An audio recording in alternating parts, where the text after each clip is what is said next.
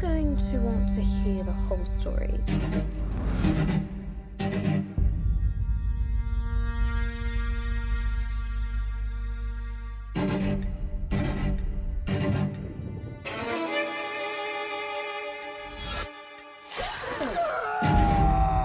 Nick Cage.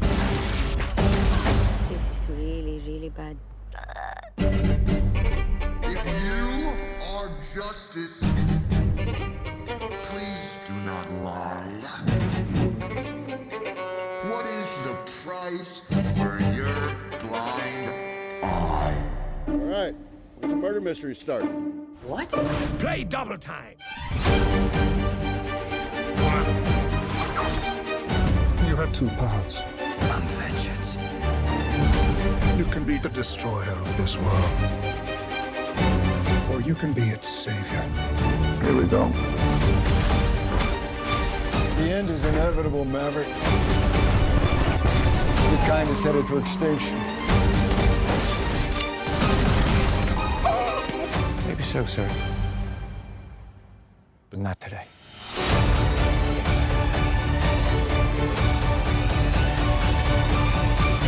And camera. Hello, everybody, and welcome back. It is Monday, January 9th, 2023, and you are listening to the 4th annual Can I Say Something 2022 year-end extravaganza. I am your host and a recluse with a juicy caboose, Damian. Joining me today, he's just a little guy with shoes on, Derek. and he's where the crawdaddy sings. And he can be my wingman anytime. Andy. Today in the show, we have an assortment, a collection, an assemblage, a medley, a melange, a pastiche, a smorgasbord of the best movies, TV shows, books, and more of 2022. Spoilers abound in this oversized, overstuffed episode. Right to the show at Can I Say Something podcast at gmail.com. Bicycle on Twitter. Subscribe on iTunes, Stitcher, Google Podcasts, Spotify. Rate and review it on Apple Podcasts. Tell a friend, family member, or stranger. What is up? Ladies and gentlemen, how we doing? I'm good, bud. How are you? Not too bad. All fantastic. Yeah, how are you, Damian? Exactly. I just blew my entire vocal load. I'm going to be totally burnt out by the end of this long venture that we always do every year. My favorite show of the year, the thing I look forward to most in the year. Is it something that you guys look forward to as well? Does anybody here think about this shit as much as I do? It's nice, and it's good to talk to these guys. You know, Yes. it's nice to get Dion and Andy back in the mix. You know, Yes. as much as I like talking to you, Damian, it's nice to have you know the triple D's and an A in the mix. Triple D's and an A. Yeah, exactly. I love it. Yeah, you and I, you know, the cinephiles, the upper crust of the movie world. We'll talk weekly or bi-weekly, and then we bring on the common man, the common Joe Sixpacks over here, telling us what the real men think, right? Yep. Real America. Two Americas. Yeah, two it's Americas. just like that movie Vengeance. Exactly. You know? I like to come back on and see if I still got it. You know, like I had a Rob Burgundy moment. I'm looking at the opening, and you actually made me say Dion. Like I say Deej, you know, and then it says no, your name is Dion on the script. So I'm like, Dion. Oh man, I should have put a question mark at the end of Dion. Well, did you notice it said he's where the crawdaddy sings? So I actually said my name with some harmony. I was like, Dion, you know, like try to hit that note for you because it said sing. Question mark. Who put the question mark on the teleprompter? Fuck off, San Diego. San Diego, go fuck yourselves. Yeah. Yeah, Andy, do you think about this stuff as much as I do? Do we look forward to this little venture we do every year? I 100% do not think about it as much as of course not. Anybody, but I look forward to coming on and shooting shit, and you know, yeah. Yes. Okay. We're gonna have a good time. We're going to have a great time. Speaking of thinking about the show, starting off with some movie trivia, some podcast / movie trivia. I was curious, had anybody here go back and listen to the shows of yore? Anybody go on to Spotify and check out the old shows? Because this is going to be a trivia questions about last year's show. Just to get everybody's in the mindset of movies and podcasting and things that have come out at the beginning of the year. Does anybody have any sort of recollection of what what transpired here last year at this time? No. I mean, no. Yeah, you actually had to All remind me that my wife was on, Can and I confirm. tricked you. Yeah, exactly. Okay, so I'm gonna lay out some trivia questions here from that podcast and see how y'all do. So just buzz in with your name if you think you have the answer. Do I have to say my name or can I just say the answer? Can I you say can- you gotta Deej buzz or in. do I have to Say say mine. Dion? Yeah, buzz in. Deej or Dion will be fine. Yep, Derek, you do have to say Derek, and Andy, you say your name as well. All right. Okay, all set. Number one, first question. What movie did Damian watch first in 2022? I'll give you a hint. It was an animated film. Deej. Deej? It was Turning Red. Nope, wrong. It spawned a viral song, went viral on TikTok. Everybody was singing it. It's about a family member who cannot. Oh, Derek. Yes, Encanto. Encanto. Correct. The other one. Come on. The other one. That other one. I was gonna guess Turning Red. I was Yeah. like, oh, is it I was gonna be so mad, Yeah. and then I was like, oh no, never That mind. was a little That was later. than 2022. Yeah, dude. That was later in Yes. the year. That's how I knew. I was like, ooh, Yes. I was gonna say it, but I hesitated because I was That's like, that right. came out. I'm like, Oh, Encanto, yeah. March, Encanto came out April. like December 29th of 2021. So Yeah. very at the very end Right. of that year. Number two, what movie made the most money in 2022? Is referring back to our summer movie wager, which none of us Derek. came up with the winning. Well, Yeah, here's the. yeah. Derek, go Wait, ahead. is this the summer? It was recently passed. The most, yes. It was Top Gun, but it has been surpassed now yes. by Go ahead. Avatar: The Way of the Water. So is Yes. your question, what Yes. is the 2022 movie that's the most profitable, or what movie made the most money in 2022? Because there's two different answers. So the movie that made the most money in 2022. Well, that would be Top Gun Maverick. Correct. Yep. Top Gun Maverick made 1.4 billion. Do you know what came in second? Any guesses? Second was Yeah. You didn't ring in. yeah, I don't have an answer. It's not a I know pointed this. question. I know this. Yeah. I didn't like it very much. I don't think many people liked it very much, but it did make the second most money. Oh, Jurassic World Dominion. That is correct. Yep. Oh wow. Number three. And this is worldwide. You're talking, right? Yeah, worldwide. Yep, worldwide box office. Number three. To be another- clear, Derek yes. won that, right? You did one of this. So 1 point to Derek, 1 point to. No, the or did movie you get- challenge. He's got 2 points. Oh, Derek didn't. Well, he won it in the sense that he had the most points. I think he was past me. He passed me at the end of there. Yep. Okay. Generally, right. how winners are determined. Yeah. Well, I mean, he's the winner, but he came in like 655th out of worldwide people as well. So that's what I'm saying. I came in the top half. You came in the bottom half. Yeah. Still as As I am, contentious as ever. I love it. Yeah, exactly. Number three, true or false? Top Gun Maverick was Tom Cruise's first movie ever to gross more than $100 million in the domestic box office on opening weekend. Derek, go ahead. True. True, yes, that is true. It's his first was movie, gonna which say is kind of false. crazy. Yeah, that Yes. movie. It's crazy. Yep. So you got 3-2, Derek. Number four, what movie won Best Picture at the 2022 Academy Awards this past year? Why am I forgetting? Yeah, this? because it's a very forgettable movie. Oh my god. It is. No, that was Parasite was not 2019. Yep. Nomadland was 2020. Yep. What was 2021? Very forgettable movie. Andy, I hear you typing. I just remember the slap. I Yeah, am right? typing. Oh, Derek, Was it? Coda. Yeah, Derek. Coda. Yes, oh, yes, yeah, correct. it's Coda. Man, I should have known Coda. that. I remember how I swept that. I was like 16 for 16. I should have known. Yeah. Oh yeah, you killed it, man. They did kill it. Yep. Exactly. I thought it was gonna be Power of the Dog, but you got it. Yeah, Yeah, Power so of the it's- Nap. That's right. Power of the nap. We have 11. We have 11 questions. So I believe if Derek gets this one and the next one, he will win. Number 5. What was Damian's pick for number one thing for 2021? My number one thing on my list from last year. Deej. Yes, sir. Oh. Thor. Incorrect. Thor was this year. Thor was 2022. What was my pick for last year for 2021? Sure. Not last year. Sorry. What was my pick for 2021? So you're thinking back to the list I made last year at this point. What was my favorite thing that I saw in 2021? Give you a hint. It was on. Andy. Boiling Point. That is not correct. Not even close. Actually, I don't think that was on my list at all. It was an honorable mention. I believe it was an honorable mention at the end. I'll give you a hint. We talked so much about that movie. We did. I'll give you a hint. It was on a streamer. It was a stream thing, not in theaters at all. Very unconventional pick. It wasn't really a movie. It was on Netflix. It was a thing made by one person who sang the entire thing.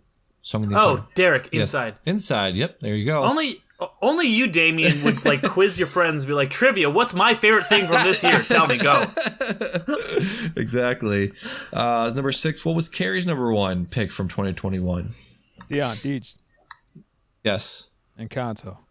No, that was her number 5. That was her number 5. Her number 1 was also Dion's number 1. And it was, I believe it was somebody else's, maybe Andy's.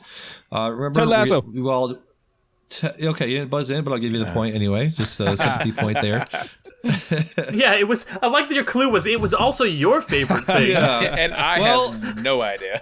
Well, I mean, based on the fact, pretty good clue. Based on the fact that he forgot his wife was even on the show, I figured it would be not be that big of a clue. Yeah. What was number 7? What was Andy's number 1 pick last year at this time? Surely it was also Andy. Yes. Surely I also picked Ted Lasso. You did not. Don't call me Shirley. It was a movie on Netflix. It came out, I believe, maybe 2 weeks before we did the show. I don't think you really thought about this. You mentioned not really thinking about it, and you were like, I just put this at number 1. But maybe I would have gone for something else. Power of the Dog, maybe? I don't know. No, he didn't see it. No, it came out very late. I've got another guess. Oh, go ahead. Was it the Mitchells versus the Machines? It was not. It was your number 3. That was many people's number 3. I think I got it. It's the Don't Look Up. Yes, sir. Deej, got it. Deej. It's Don't Look Up because Derek didn't buzz in. I think he didn't answer in the form of a question. Yeah. Sure. In hindsight, that movie was not that memorable. Sure, exactly. Not a lot of things weren't that memorable. We're finding out. Dion, do you remember your number 1? I think you already know. You already said it. But Ted Lasso. Yep. Derek, what was your number 1? Do you remember? And does anybody else want to buzz in before? Spider-Man: Far From Home. No Way Home. It was your No Way Home. One of those. Home movies. Yeah. Whichever one came out that year. Yes. So I think we'll call it there. Derek, congratulations winning trivia for this year. Thank you. Yep. Yeah, bud. I was going for the clean sweep, but we put up a small fight. Yes. I didn't even know what I picked, so nobody beats me 9 times. I have a trivia game that we can play. We could all play. I don't know if Andy's drinking. I don't know if Dean's drinking. I'm always drinking, bro. People at home can also play this game. You have a drinking game where you must take a sip, a drink, or a shot. Anytime Andy says, "I've never even heard of that," or "We're so old," I am so old. So everybody get your shot glasses ready. Boy, I'm glad I'm not drinking alcohol right now. Exactly. Hold on a second. I need to go to the other room, grab a beverage real fast. Hold on. Yes. I think the rules of drinking games, Deej, are that you gotta be drinking, bro. Yeah, I do have a drink with me, bud. Okay. Yeah. So let's get into some of the stuff we've been watching this year.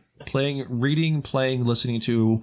Let's start off with playing our top video games this year. In your case, in all our cases, we'll just say the things we played. We'll just don't really have a top 5. It's more like whatever we've played, and we'll talk about it. All right, my fellow alcoholics, I'm ready. All right, so we're going to be talking about video games here. First up, how many of us here played God of War Ragnarok? Hell yeah! And you played it? I haven't gotten to it yet. No. Yeah, I beat it. What'd you think of it? I thought it was great, dude. It picks up right where the other one left off. It's gonna be like a trilogy, obviously, but it got a lot of hate because you use Atreus a bit more, But I liked it. I like his story. I like being able to use him as a playable character, and it just Daddy Kratos is phenomenal. As a father, I look up to him, and just he had this one line. It was just like, "Don't be sorry, be better." Like it's like, yeah, dude, yeah. Wow. And there was like this scene where he was like they were gonna be facing their impending dooms the following day, and he was in a tent with his kid, and it was just like he thought about waking him up, and then he stopped and just appreciated the moment. Just like the character growth that Kratos is that he's had is just, it's a remarkable journey. Awesome, phenomenal, great game. Nice, awesome. Glad you liked it. Oh yeah, thanks. So we got Tales of Arise on here. Yeah, Andy, I believe you played this, correct? Which one? Tales of Arise, or is this another Dion joint? Oh, that's another me. No, it's that was you as well. All right, what'd you think of this? Yeah, this was actually a hard game. The battles in it was pretty even on normal. It was difficult. Enemies just felt like they could like cut you in half with like 2 hits, you're toast. But it had a very Star Ocean. Andy can relate to this. It had a very Star Ocean-y combat system that's kind of what kept me in it. It felt fluid and like sharp. I don't know if you understand what I mean when I say sharp, but for the most part, like the story was fine. But at the end, the last 2 hours was just a dump of dialogue, and it was a real crawl to get through. And there was a new game plus, and I'm like, nope, not doing it. So that is no longer on my Steam Deck. But I had a good time up until the last 2 hours. Very cool. Very cool. So we'll go to me for, real quick. I dove into Escape from Tarkov, which I did in 2021, I believe, at the end there. Didn't do it as intensely as I did that time, that year. But right before, they do a wipe. When you stopped doing the podcast for like 4 months. And yeah, exactly. I thought you might have died. Fell off the face of the earth, exactly. But I was able to do a more... it's called work-life balance, work-life gaming balance this year. So I played it for like 2.5 months. They do a wipe every 6 months. So the game's still in beta like most games are these days, but every 6 months they'll do a major wipe. They'll wipe everybody's progress, start everybody back at 0, give everybody basically the same guns, and you basically do the entire thing again. But it's the grind, not the grind, but the cycle is very, very enjoyable to do. They always add new quests. They add a new map this time called Streets of Tarkov. What they want to do eventually, right now what it is basically you go in and you select just a map. You click on a map, like you click customs, right? So you click customs, you go into customs, you spawn at a certain point, and you have to extract at a certain point.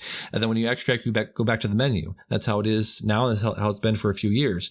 What they want to do eventually is, say you're in customs and you exit at shoreline. You should go to the shoreline extract. When you go there eventually, when the game actually comes out, you'll go through shoreline. You have to go through an entire other map to get back to your hideout. And they have this pretty robust hideout system where you can build out your nutrition unit, build out your med station, build out your workbench, all of that stuff. You usually have like an MMO, but it works really well in a shooter too, because you can craft all your weapons and craft all your bullets and craft your armor and all that shit. So been a pretty good time. Played a bunch of that. The last wipe, the new wipe just happened. They wiped the entire progress again, and I jumped in and it's completely broken. I literally can't play any of it because it just crashes as soon as I start it up. So probably gonna jump in later in the wipe, because they usually have these they have like a meta every early wipe. Everybody's playing. You have 200,000, 300,000 people playing at the same time. So it's really, really hard to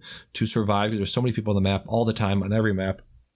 And then later on, people drop off, and only the hardcore people are still there. So it's a lot funner, a lot more fun later on in the wipe. So I'll probably jump in then. So good game still, very good. Probably put like 1,000 hours, maybe 2,000 hours into it over its lifetime. So good game, would recommend on PC only for now.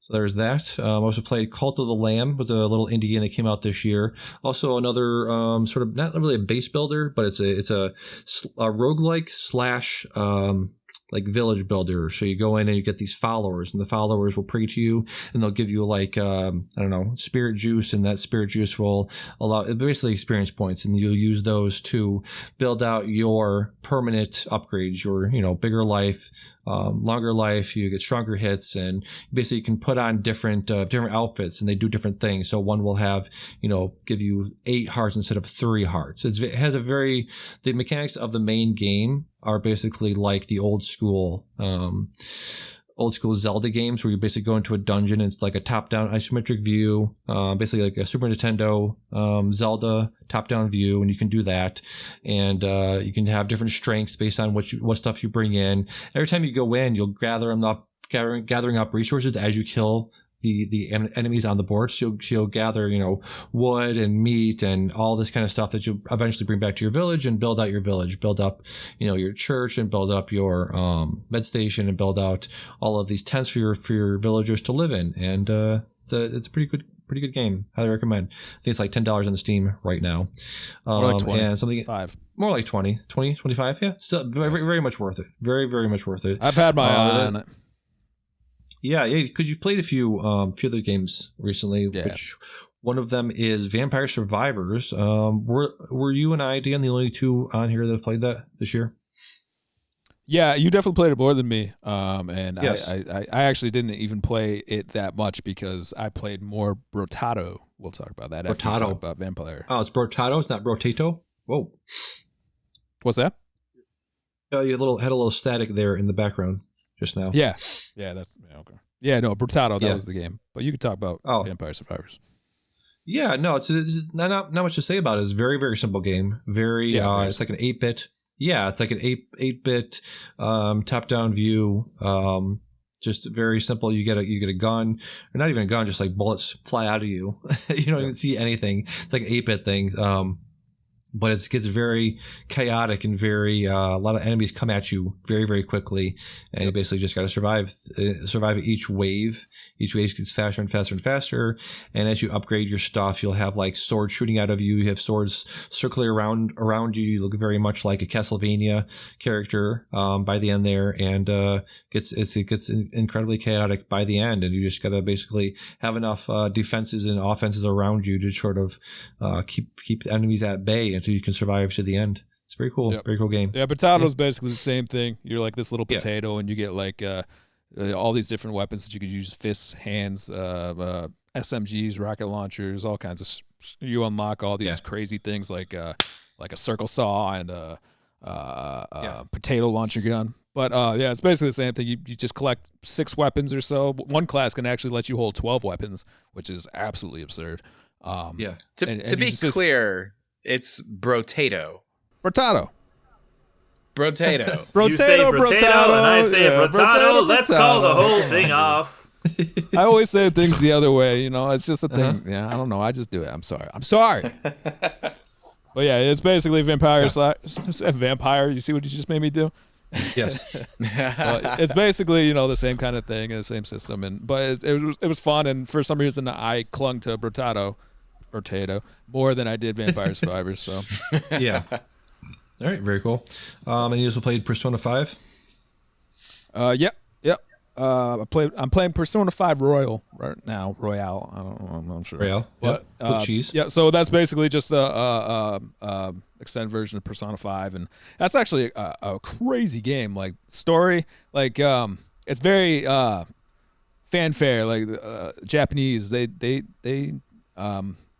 some of the stuff that you get, like the first dungeon, they call them palaces. Basically, palaces are these warped desires of the criminal or the bad person that you're trying to change their ways. You go to like this dream world basically, and you try to steal their heart. So in the real world, they have this change of this conscience change, and they basically admit their faults, and they go to jail or do whatever. But the first one is like this gym teacher who of this high school, and basically he's trying to get high schoolers to have sex with him, and he's beating this volleyball team. He's the volleyball coach, and it's like damn, like Japanese people just jump right into that, like the whole like cringy storylines, like they're not afraid to touch that. And some of the stuff, it's just like I'm going through, and it's like, I mean, I feel like I'm gonna put on a list if I keep playing this game. Nice. All right. And you also played Xenoblade Chronicles. It's basically also like Pokemon for grown-ups too. Like you got to collect these personas, Demons. basically, like these demons, and yeah. So it's fun. It's good game. I'm Nice, very really cool. enjoying it. Nice. Did you play Xenoblade Chronicles 3? I did, yeah. That's basically Tales of Arise, except better. Same, almost exactly the same story. It blew my mind. But I liked Xenoblade better than the other one. The story just flows better. It while it does feel like kind of a exposition dump at times, it's not as egregious as Tales of Arise was. But good combat system, just like Tales of Arise too. You skipped Guardians of the Galaxy. I wanted to talk about that one. Okay, go ahead. Because if you're a fan of the movie, like, this game is actually pretty awesome. Like, this came out after the Avengers game, and everybody was all like, "Oh, like, super disappointed. The Avengers game sucked," and blah blah blah. But then, so they just assumed that Guardians of the Galaxy was going to be like Avengers. But like, they really nail the team dynamic of Guardians of the Galaxy. Like, in the video game, like, they're just bantering with each other constantly. Rocket's really mean to me, and it bothers me sometimes. like Star-Lord has this captain of I forget what they call it, like the Starfleet or whatever. But basically, he was romantically involved with her, and like we're going through this ship after it got ransacked, and Rocket's just the entire time just like, "Your girlfriend's dead, dude. Your girlfriend's dead. I don't even know why we're here. Your girlfriend's dead. Also, her daughter, she's dead too. We should just go. And it's like, dude, stop saying they're dead." But Drax is hilarious. He's like the same kind of character in the movie. The gameplay, the battle system, like, you do like tag team moves, like, with each other. It's just like you assign, you like, Gamora, go slash this thing. So she'll jump on him and she'll start, like, doing her sword dance, and you're over here like charging up your power shot as Star-Lord. It's a fun game. It really. I feel like it was shit on a lot, but I really wanted to sing its praises. All right, very cool. We also played Triangle Strategy. Is this based on any Final Fantasy lore?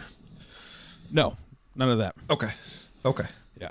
Also, it's kind of a boring game. Like, it's a lot of story, Yeah. But it has it's like the strategy type game. You move your units, and tactics game. While that part's fun, what'd you say? Tactics game. It's like a tactics game. Yeah, tactics. Yeah, basically. But like the story, while it's kind of interesting, it's just a lot at times. So I stopped playing it, and I haven't gone back to it yet. So, all right. And there's also like 12 characters you can be, and like different story paths, and it really pisses people off because there's this one thing called the golden path, where basically you do everything right. It's like 100%, but like you find out like you made one wrong choice, and now that option's completely gone to you, and it's kind of infuriating when it's like this type of game. When you miss something, it's like, oh, well, all right, I'm just going to YouTube the final result. All right. I've been playing Kirby and the Forgotten Land on your Switch. Yeah, but I've been talking a lot, so I think Andy's played this game, right? Oh. I have, actually. We're like, I've been playing with my daughter, which is adorable. She's actually finally like picked up the controller and wanted to try controlling Kirby and play co-op and stuff. So that's fun. But yeah, it's a cute little game. We're playing on easy breezy mode to make sure that we can actually progress, because I'm playing with a 5-year-old. But yeah, I mean, it's a I don't want to say generic because that's degrading, but it's a platformer. You just run through, you jump on stuff, collect this and that. But it's fun, and there's very little text and dialogue for me to read, which is good because I've got to read it for her too, obviously. Yeah. Unlike Animal Crossing, we've played a bit of that throughout the year too, and boy, they talk a lot. And it's just a lot of yeah.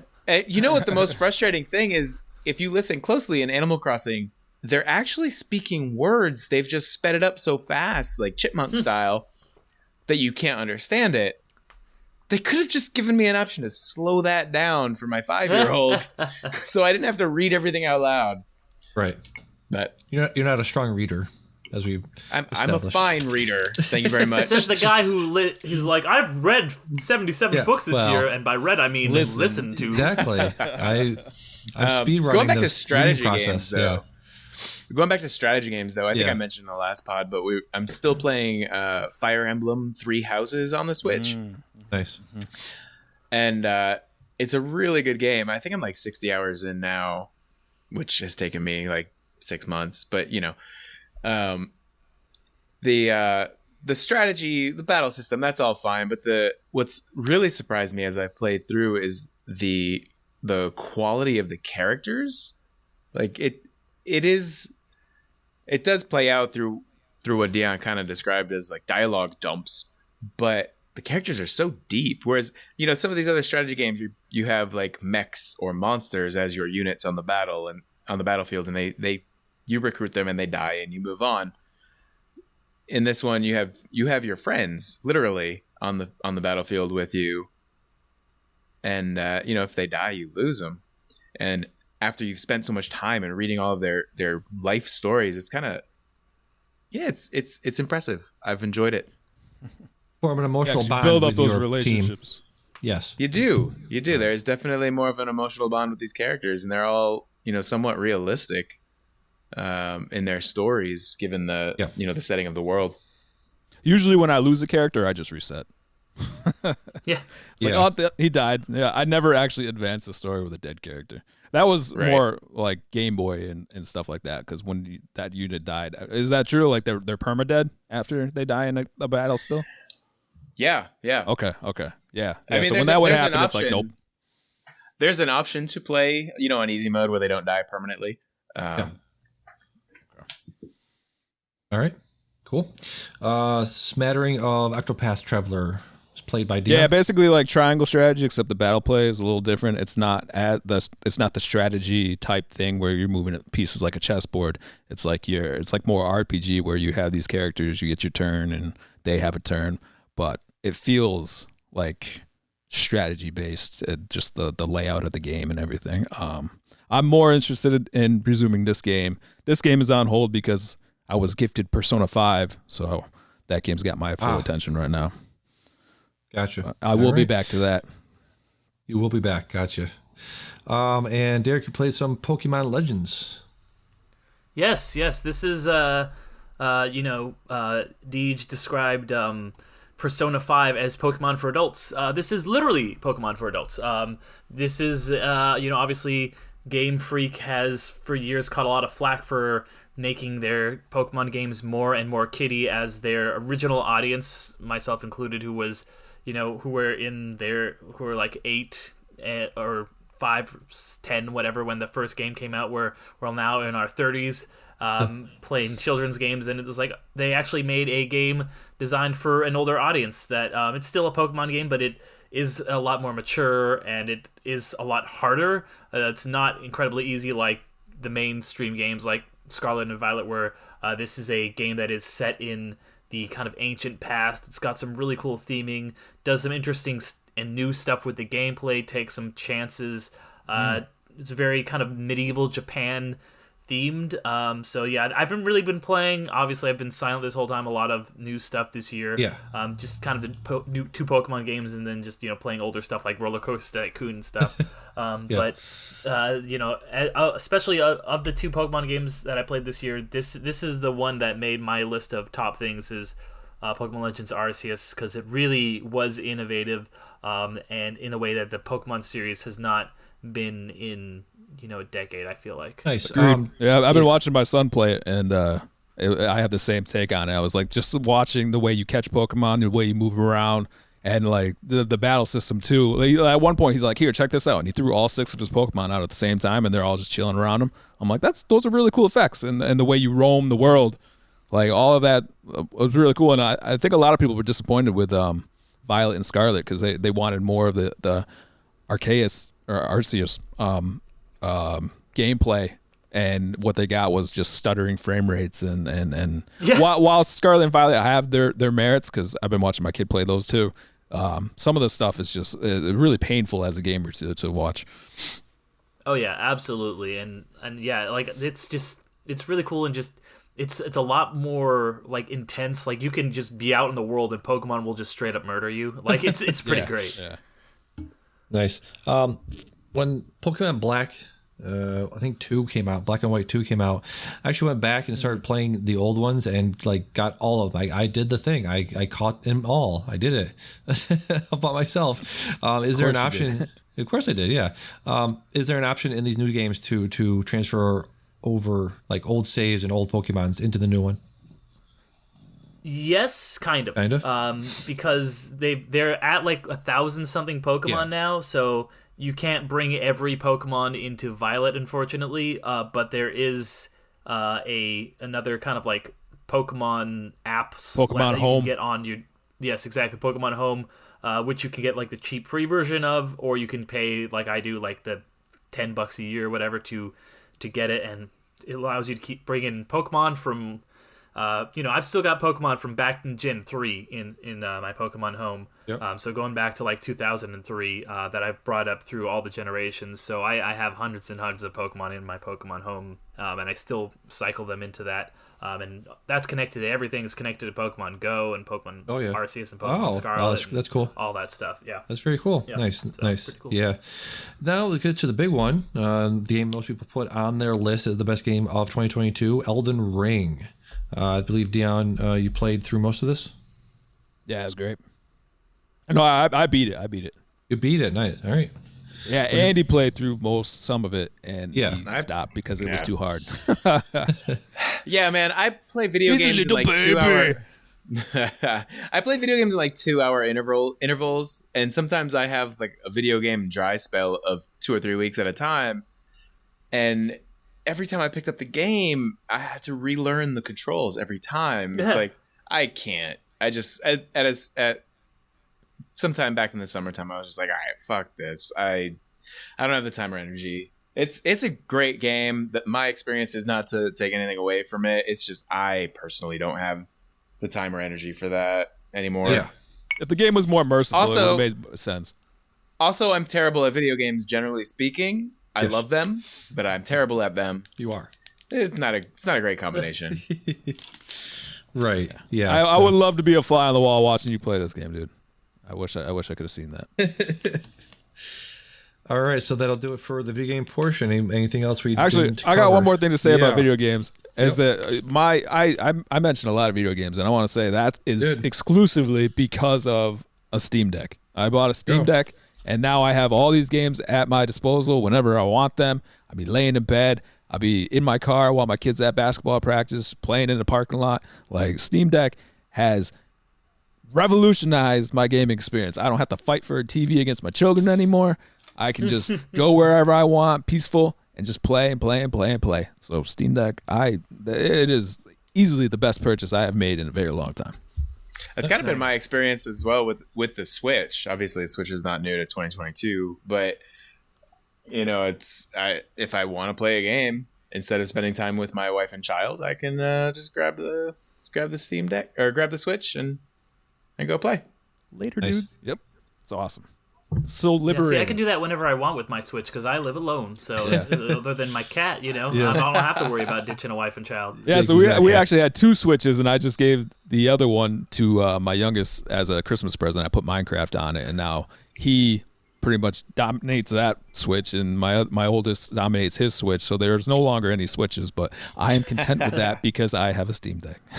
Nice. I have a big Switch. That's the way they say it. I have a big the big Switch. The big boy Switch. I'm like a big Switch that you guys can't touch. Exactly. All right. So moving on.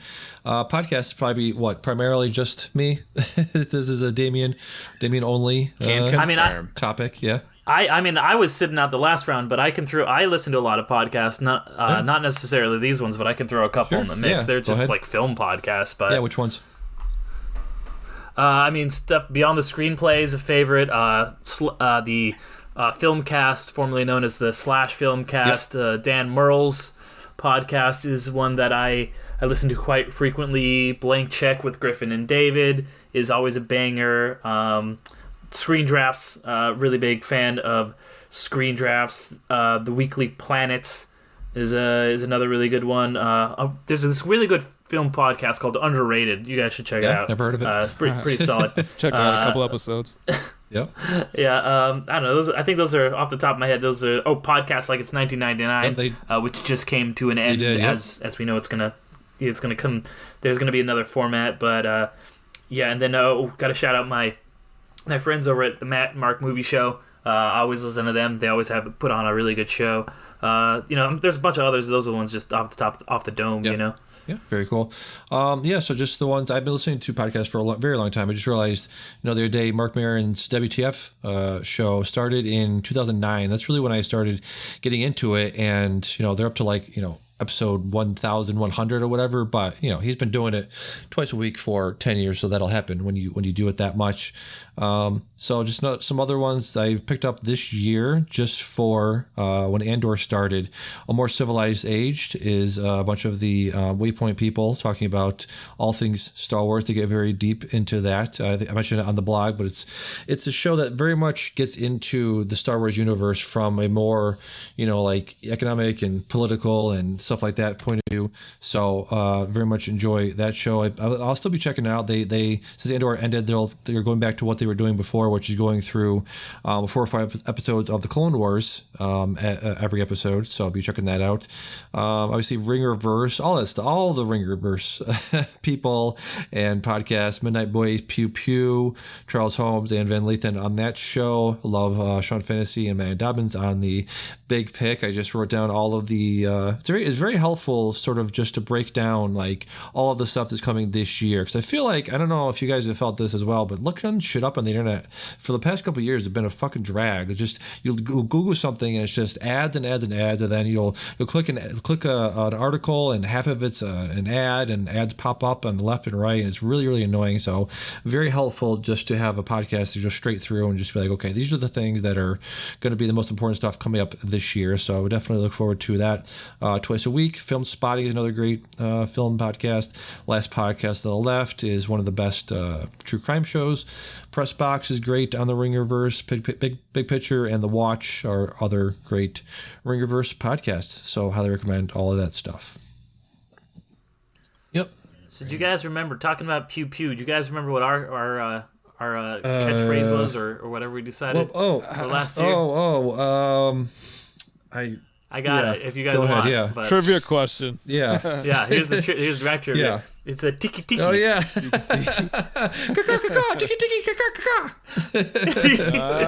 There we go. Core memory unlocked. Yeah, exactly.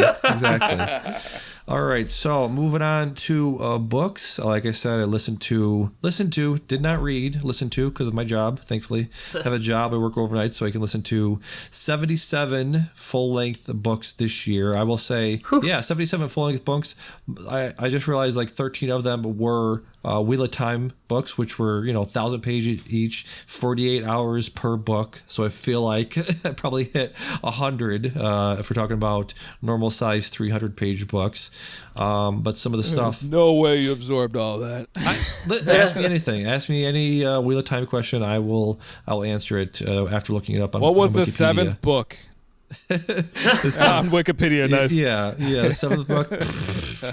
the Crown of Swords. What's the turtles back on top of? Yeah, the King of Swords of Thorns of Thrones. Something. Yeah, it's always that. On page 320 in book 6. What was the third line on the page? Yeah, exactly. It's always smart guy. Yeah, all of those fantasy books are always. I think Martin did that too, right? All the Game of Thrones books was something. A Feast of Crows.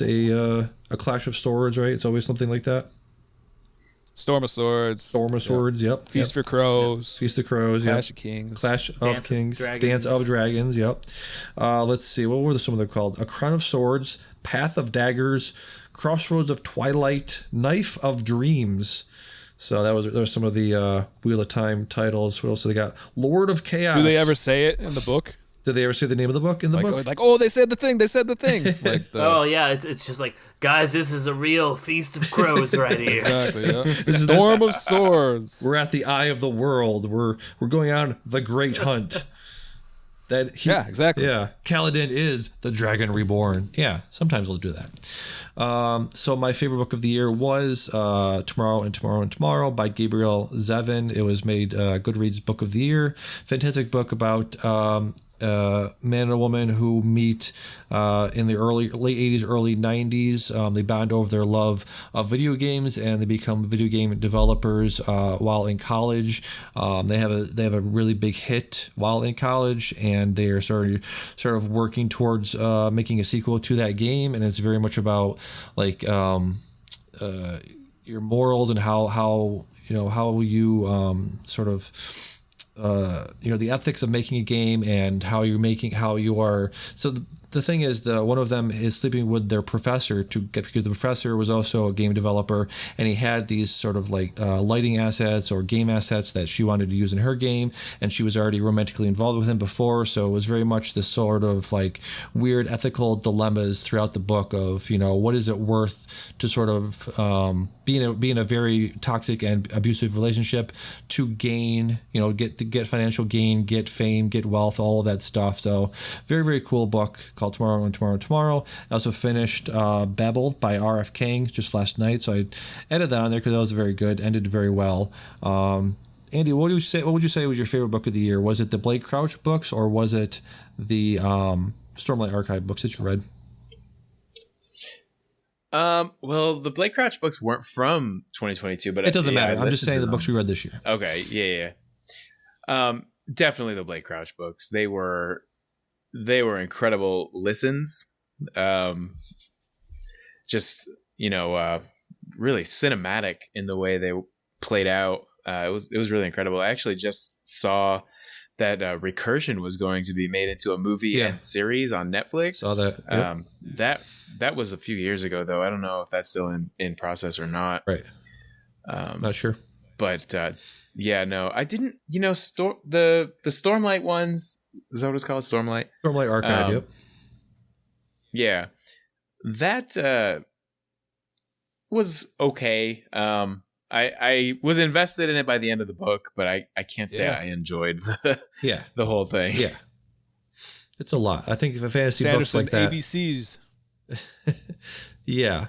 Fantasy books take a while to get into, because I feel like I've read 14 Wheel of Time books, and I've read other things in that genre, and I feel like I've some of the stuff later this year or later in the year, I went back and listened to some other fantasy stuff. The Stormlight Archives, Brandon Sanderson. I listened to some other ones called The Fifth Season. I don't think I'm just maybe not a fantasy guy in general. I'm just a fan of the big ones, the Lord of the Rings and the Wheel of Times and that kind of stuff.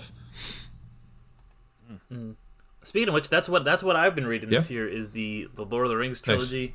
Nice. And I've been breaking it up by reading other things between them, but I got through Fellowship, I got through Two Towers, obviously, both really good, interesting to compare them to the films, which I'm very, very familiar with. First time reading the books, and then I broke it up by reading in between some books on like tennis by Clifford Foster Wallace. Right now, I'm about halfway through. I haven't read any 2022 stuff.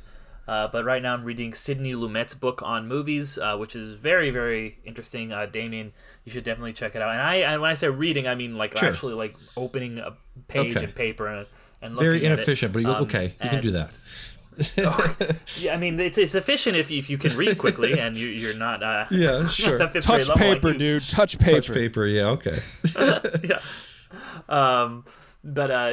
And you actually retain things when you're not listening at like 3 times speed. It's all in here. It's all in here, baby. I just gotta access it. That's all.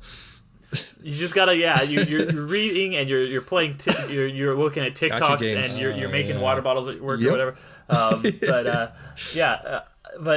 It's a really good book. Anybody who is interested in film and filmmaking should definitely check it out. It's just called On Movies by Sidney Lumet. He's an incredible director. His first film in 1957 was 12 Angry Men. His last film in 2007 was Before the Devil Knows You're Dead. Yep.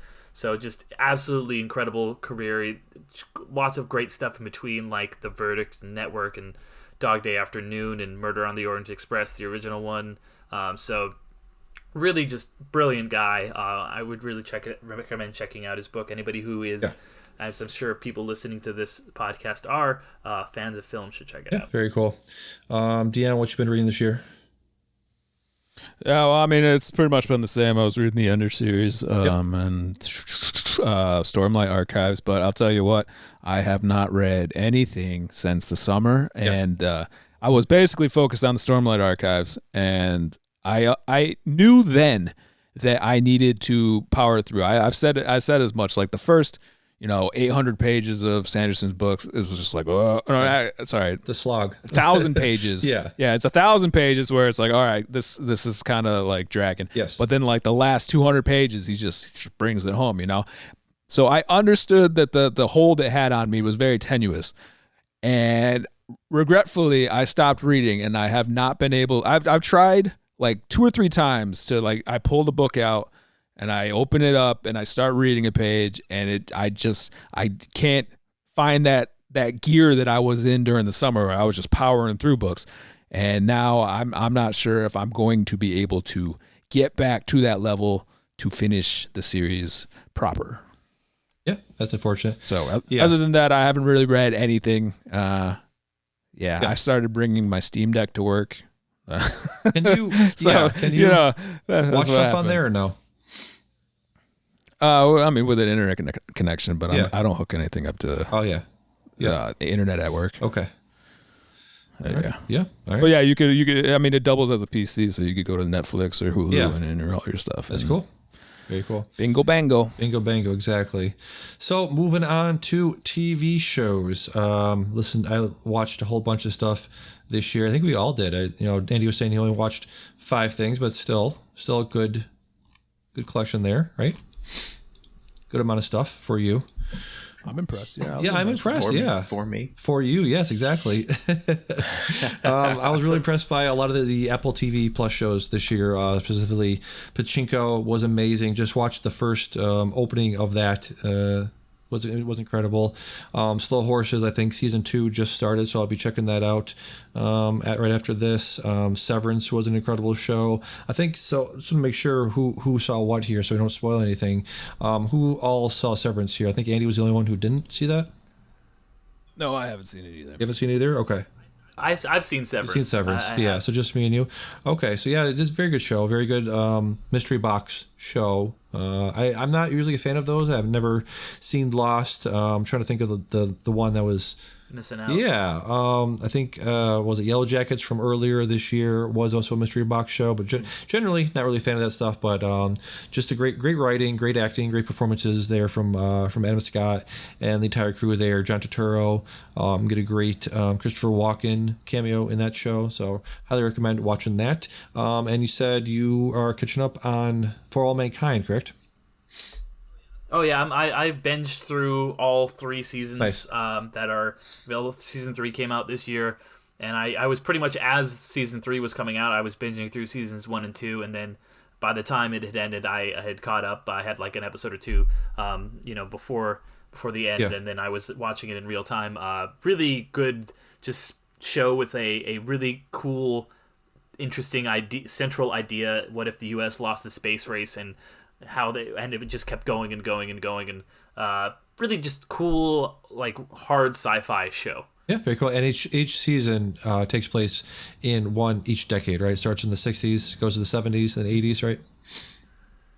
Yeah, pretty much, because it starts with, like the moon landing, which would have happened in 69. So, nice. Most of the first season is set in the 70s and then the 80s, and then season 3 was in the 90s. So we're going to be moving into the kind of a current, or like 2003, I think is when the next season is going to start, or something like that. Very cool.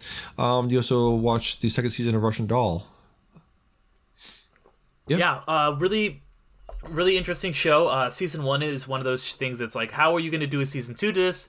And they find a way to just make it something completely different, which works. It's something that is also weird and time warpy and stuff, but in a completely different way. And Natasha Lyonne is so great on that show, and so is everyone else. And it just asks a lot of interesting moral and philosophical questions. Show that just kind of like showed up season 2 and just kind of disappeared, and no one ever thought about it again. But it was really great.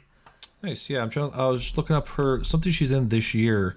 Was written by. Have you heard anything about what she's in this year? It was like a weird thing that's coming on Paramount, I think, or Peacock actually. I remember she had a cameo in Glass Onion. The first 5 minutes of Glass Onion, she shows up as herself, which is great. Yeah, that's the only thing I've seen her in. Yeah, that's right. I love that those cameos. We'll talk about that later.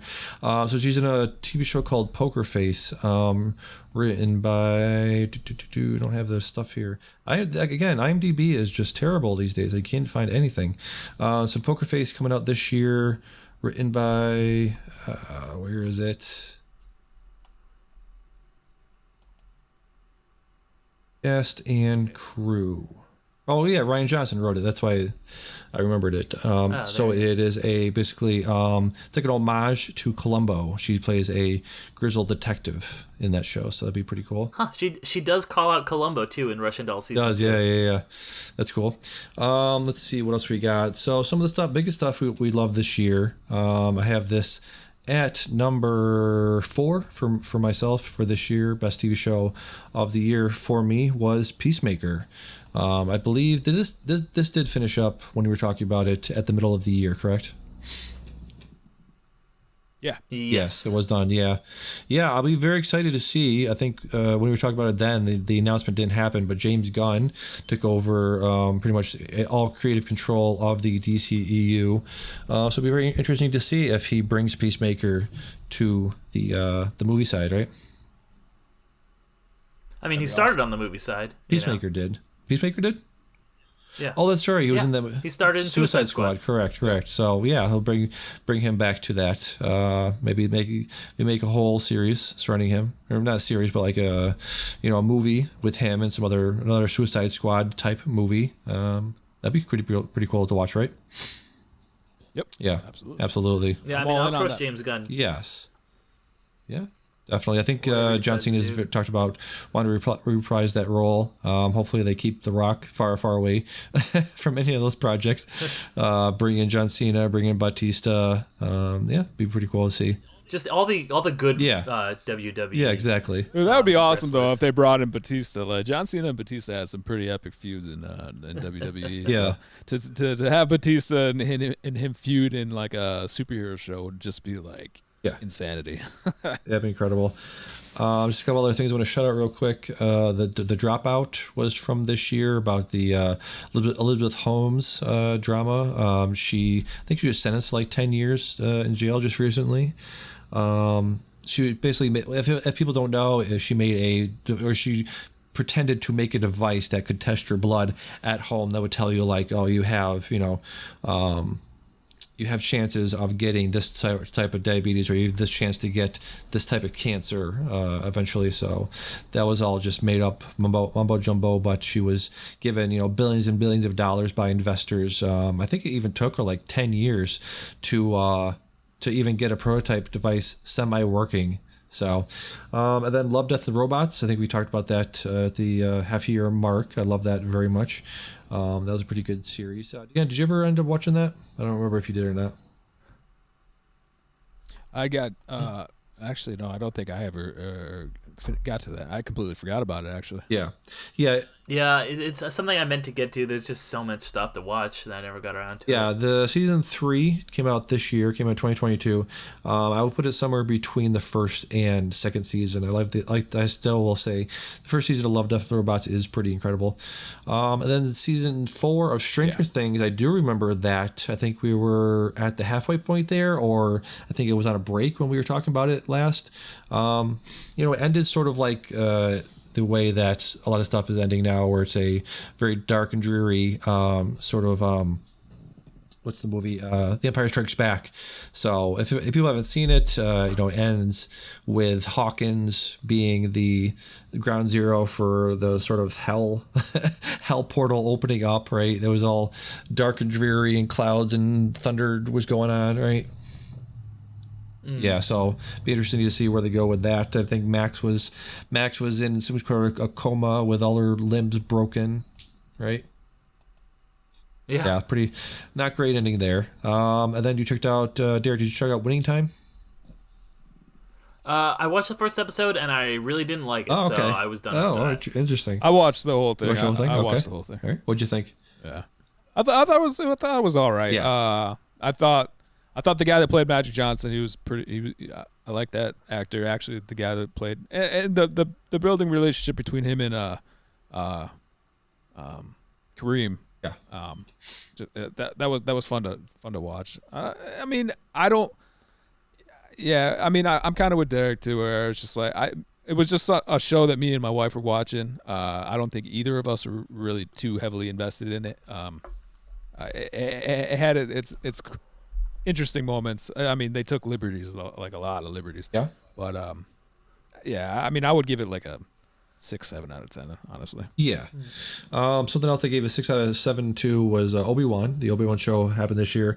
I was really looking forward to that, which is interesting because I was, not looking forward to very much or didn't know much about Andor before that came out. So Obi-Wan was fine. They had the meeting between him and Vader, which the thing they keep mentioning on all of the recap shows is like Obi-Wan just walking away from Vader doesn't make any sense. If they had just had something where somebody was in danger, if Leia was in danger, or if there was some overriding some force, something that made him walk away from Vader, there's just no reason why he wouldn't either kill him or incapacitate him or put him in jail or something. There's just Damian.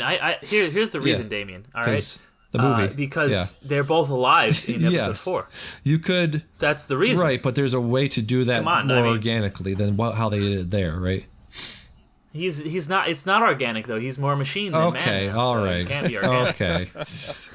Midichlorians are the powerhouse of the cell. Yeah. Mitochondrians. Yes, exactly.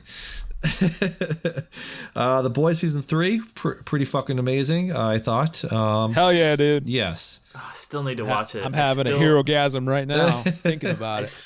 I need to watch this shit. I've seen the first 2 episodes. Yeah. It's just one of those things. Is it's like I just didn't have the time to watch everything. Yeah. Find some time, bud. Find some time. I know. I just finished the show, so it's probably maybe it's gonna be my next one. Yeah. All right. Andy, did you check this out at all this year? I did. I also enjoyed it a lot. Yeah. Yeah, for sure. I don't have any specific notes on it. It was just awesome. Yeah, I mean, it's one of those things, I think, sort of like with Andor, with a lot of stuff where it's taking that old, trope of good guys and bad guys and making everyone gray. I think that's a very interesting thing that we're going to see a lot of going forward is less of good guys and bad guys and more of this sort of thing where, at the beginning of this season, even at the end of last season, you have this, thought of the idea of, the serum is what made the seven. What are they called? Just the seven, right? Yeah. So just what divided those two people was that some of them had powers and some of them didn't. So you had that interesting sort of dividing line, but now that line is even more blurry and gray. Now that not Mother's Milk, Butcher. Now that Billy Butcher has taken Butcher and also Compound V, and also Stewie and Huey. Huey. Is it Huey or Stewie? Huey. It's Louie. They all a bunch of them Hamster have Huey and the Gooey Kablooey. Right. They all have powers now. So it's like, well, now who's the bad guy? Now who's the one? To be clear, right. Stormfront was a bad guy. Yeah, Stormfront was bad. She's a Nazi. Yeah. Yeah, she's a Nazi's Nazi. bad. Yes. Which is weird that we have to say that in 2023 now, I guess. But Nazis are bad. Right. If somebody's putting swastikas on their stuff, don't listen to them. Even if they made a great rap album 10 years ago, Nazis are bad. They're going back and watching some of the clips on Reddit about how Peacemaker, what's his name? The main Homelander. Excuse me. Homelander is Kanye. Yeah, looking at her when she's saying we're the white race and we're the best race and all the other races are weaker than us, and he's just looking at her like, what the fuck are you talking about? Yeah, like moments like that where it's like you talk about all these characters are great and it's just like, Homelander, is he really? I mean, he's pretty shitty, but then it's just like she's spouting about being Nazis and stuff, and we're like, oh yeah, we're the supreme race, and the Homelander's like, what the fuck? He's like, I'm just trying to get a handy over here. Can you just stop? Can you just please, God, for once, just be cool, give me a hand job. Right. Yeah, like he's a horrible sociopath who's just obsessed with himself, but he's not a racist. Yeah, I draw the line somewhere. Yeah, like I said in the blog post, he thinks he's egotistical, and he says it right there to everybody. Like, I'm better than you. I'm stronger. I'm faster. I'm smarter. He says that to the entire nation, but not because he's white, just because he thinks he is just better than everyone else. He's like you said, because he's a narcissist. He's an egotistical. He was raised that way too. He's an egotistical, maniacal, total narcissist, but not because he thinks he's the superior race. He just thinks he is genetically superior. He's like Lex Luthor. Remember what was his name when he first came out? Was it the narcissist? Was it the narcissist? Right, that was his name. Lex Luthor, Lex Luger. Oh, Lex Luger. Luger, yeah. Yeah. The narcissist. The narcissist. Yeah, exactly. Posing in the mirrors and stuff. Yep, yeah, that's right. yeah. The deep story. His was more after the. Oh, Go ahead. Yeah. Oh, I was just gonna say the deep storyline in that series is just hilarious too. Just so totally random when compared to the rest of the show. Well, that's what I like too. That's what I like too about his storyline was that it sort of blurred the lines there of like him getting his comeuppance of him.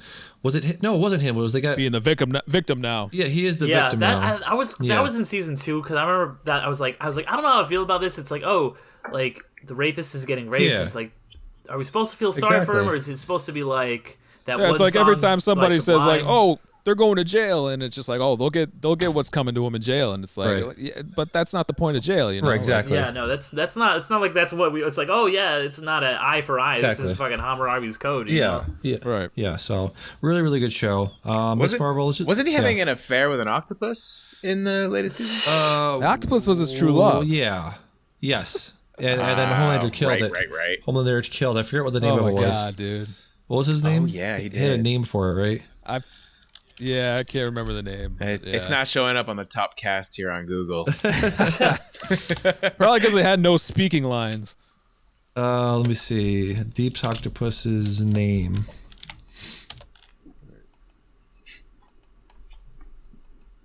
Not what? Dumbo Octopus? What is this? No. No, Deeps. that's not right. This is where the real journalism is Yes, happening exactly. on the show. Put The hard all this on Timothy? hold. Get all that It was dead air in Timothy. there to find a Timothy. Timothy. Timothy. Sure, I'll take your That's word awesome. for it. Got eaten. Yeah. Got eaten up by Homelander, right? He served him up for dinner. No, Timothy. he No. Homelander made the Deep eat him in front of a group of people. That's what I just said. Yeah. Served him for dinner. Cover your there you ears, go. Derek. Cover your ears. I know, right? I'm just gonna take off my Oh headphones. shit! Sorry, dude. It's okay. It's all good. I should have watched it by this point. So yeah, that was The Boys. Great show. And then a couple of things that are probably super disappointed in. I don't know who else watched this year, but Miss Marvel and She-Hulk. I think She-Hulk was the stronger show of the two, but they both a lot of these shows this year, especially the MCU shows, started off. Fuck you, Damian. They started off really strong, but then they sort of really dipped in the middle, and then the end was just the end, and it's just like I really liked how She-Hulk ended with the whole extremely meta commentary on the entire show and the MCU, Fourth wall break. the massive fourth wall breaking there. Really like She-Hulk. Miss Marvel was okay, well. No, yeah, that. I probably agree. Miss Marvel's okay. She-Hulk honestly is the favorite Yes. thing. My favorite thing Marvel's done Yes. this year. It's probably my second favorite thing in all of Phase 4 of Marvel. I thought it was absolutely brilliant and such a good takedown of all the people who are angry at it. Like it immediately knew like how people were going to react to that show and built that into the DNA of the show. Yeah. I just absolutely thought She-Hulk is brilliant on every level. The ending I thought was phenomenal, and just it's a show I got to really go back to and rewatch. Yeah. I would have already done it if I wasn't trying to watch new things. But yeah, I goddamn love She-Hulk and Miss Marvel. I liked it. I appreciate that it is. Both these shows are about like female protagonists, and it's not something that Marvel hasn't done a lot of in the past, and especially with Miss Marvel, it is about a very different point of view character, this Pakistani Muslim character, and getting to see kind of that, and the show that I was not expecting a Marvel show to dive into the partition of India, and it really did a good job with that. I thought that was all handled very well. So yeah, I dug both these shows, honestly. Yeah, you're correct that they both had their moments. I just feel like She-Hulk was much stronger throughout. I think I would agree with that. She-Hulk is definitely a stronger show. Yeah. And then Dion, I'm gonna go take a break. I'm gonna grab a drink real quick. Do you want to talk about White Lotus? Because you watched the first and second season. You binged those recently, correct? Yeah, I did. Great show. It's on HBO Max, and basically it's just it's You're gonna need more than that for him to go take a piss.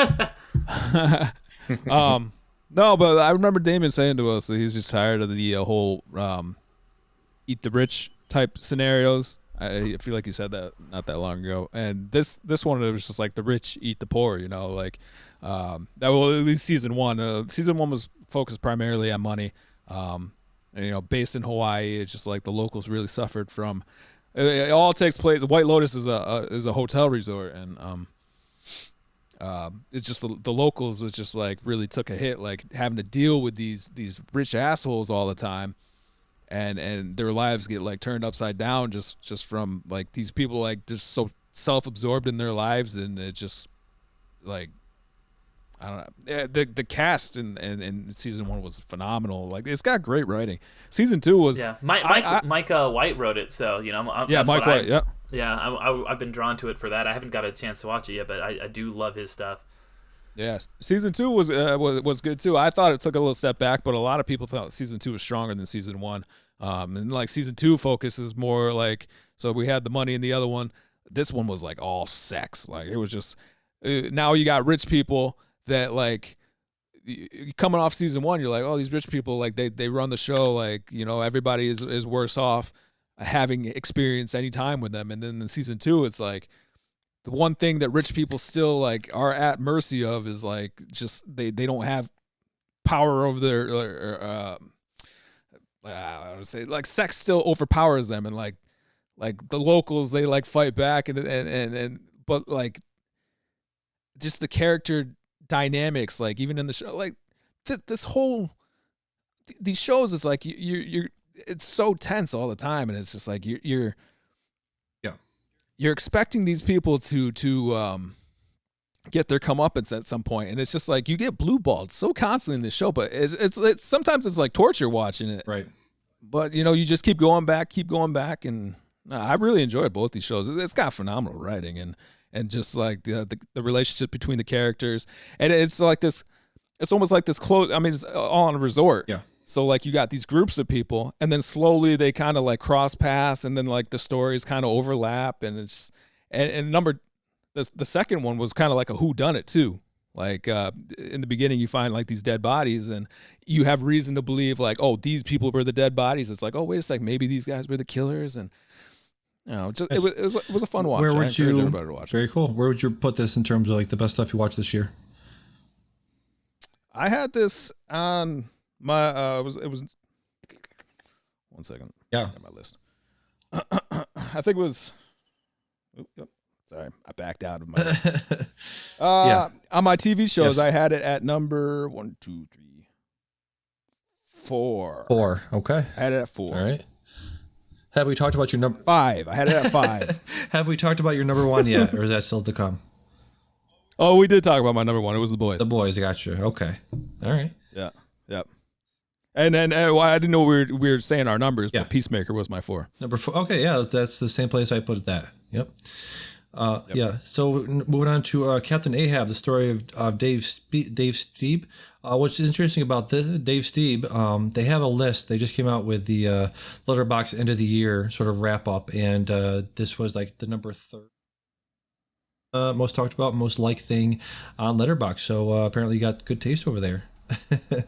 Yeah, I mean, I've been telling you to watch it, man. Yeah. You got to watch one of these John Boy's documentaries. Yes, absolutely. Like, even I know you're not a sports guy, but he specifically makes docs for people who are not sports people to get really interested. And you know, being the big nerd that you are, just like me, I think you would love it. Like this would be a really good one. Honestly, Damian, I think you should check it out. Right. I would love to hear your thoughts on it because it's just such a human story. Yeah. You know, just such a he's just this, you know, tragic figure, and it's just these stories in sports that just nobody else really talks about. And you know, like he just did a documentary on the Charlotte Bobcats, the worst team of all time, and how they were owned by Michael Jordan, the best player of all time, and that was a really good one. But yeah, the Dave Stieb one, really in-depth, interesting. Like, I cried watching this fucking thing. God, it's so goddamn good, Damian. Oh, all right. One of these days, I'm gonna force you to watch one of these somehow. You know what's interesting? Like, you'll love it, man. I think I really do think you'll love it. All right, I definitely will. It's baseball too. I mean, you liked baseball at one point, so yes. I feel like this wouldn't be too. If you were to break into any sport, this probably be the one to do Absolutely. Yeah. So this was this is number 2 on Letterboxd's. Let's see, what is the actual category named here? Oh, highest rated documentary miniseries on Letterboxd. This was Captain Ahab was number 2, and I believe the one you mentioned at the middle of the year was the Prehistoric Planet was number 4. Yeah, that's another really, really good doc. You know, it's done in the style of the David Attenborough like animal documentaries, but it's just a dinosaur, you know, show. Like, so it's obviously all fake, but it's presented as like, oh yes, here the Triceratops comes, you know, and it's so interesting and engaging, and it looks so good. Yeah. It looks so incredible, and it's as scientifically accurate as something can be. Yeah. And it's one of those shows you could just put on in the background and just like live in this world. You know, I like to put on, when I'm editing podcasts, like to put on just things that are very visually engaging, and I think you could do it that way too. Very cool. But yeah, Prehistoric Planet's also awesome. Both of these docs are great. Now, did you also check out Wednesday? I did. I just finished it last night. This is the new show, and for a while I'd heard like, oh, it's the Wednesday show, Wednesday Addams, you know. And you know, Jenny Ortega, obviously, she's incredible, and the whole cast is really great. And I had heard like, oh, it's the Tim Burton thing. I was like, you know, whatever, Tim Burton, he's fine. You know, he hasn't made a good thing since 2003. Right. But then I found out that this is the Buried the Fucking Lead, which is a show that was created and showrun and written by the writing team of Alfred Goh and Miles Millar, and these guys are the same guys who are responsible for a lot of my favorite TV shows. They did the Into the Badlands, which is a really great underrated AMC show. They, just like how this was like a re-examination of a iconic character in a kind of supernatural, super powered world, they did Smallville. They're the guys behind Smallville. They also wrote movies like Shanghai Noon and Shanghai Nights, and also Spider-Man 2. So these guys are some of my favorite writers, very, very underrated. Nobody ever talks about them, but I think they're incredibly influential and, you know, kind of are precursors of the MCU kind of guys. And the fact that they, you know, and also they're kind of responsible for both the MCU and all the CW DC shows, so they're very much responsible for our superhero landscape as it is today. And Wednesday was great. It didn't nail the ending completely for me. The ending did feel a little bit formulaic, but it is a really cool, if you are a fan of the character at all, or even if you're not, you know, it's a really just cool kind of like spooky, super powered teen drama that I loved a lot. It's very cool. And then we got Better Call Saul, which would you say this is your number 1 show of the year?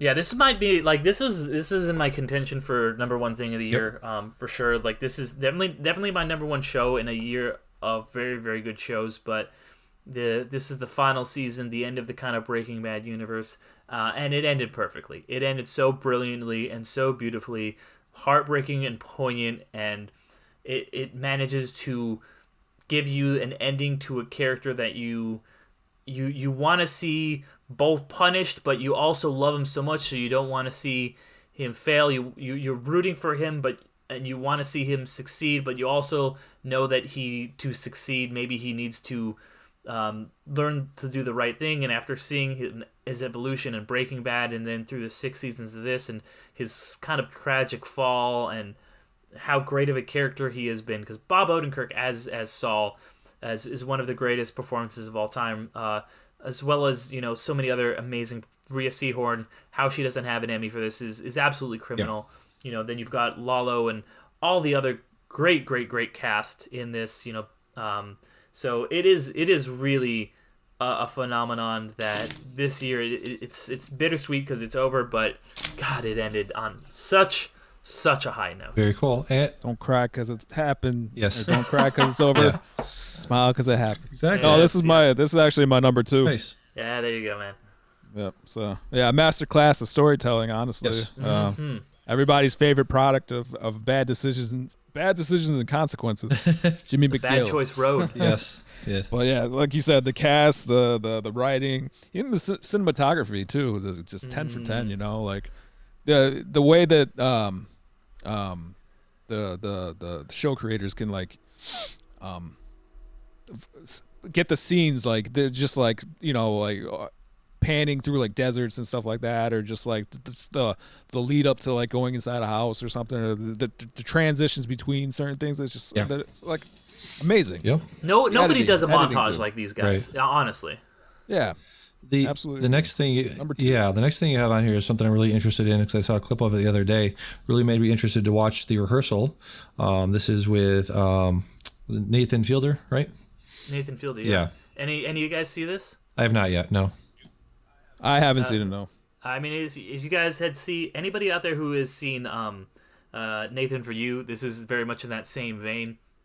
But the premise is that Nathan Fielder will take people who want to do something difficult in their life and kind of like walk them through it, and recreates things painstakingly. Like he recreated an entire bar down to the most minute detail and helps people go through it. And it's just kind of it's a really good argument for free will, in my opinion. It's just this show about how like unpredictable life is and how unpredictable people are, and just the randomness in life and how beautiful that is. And it's like, it's really very meta, and it's like, where does the show end and where does Nathan's performance of Nathan end, and where is the real Nathan? It just kind of gets layered and more trippy as the season gets on, and it just you just wrapped up in your like, what is real, what is a performance, what is going on, and then there's a performance of the performance of the performance at one point, and you're just like, man, it just very, very deep and interesting show. Anybody who is a fan of Fielder, like I am, I think he's a genius, should check out the rehearsal. I think it's just like 8 episodes on HBO Max.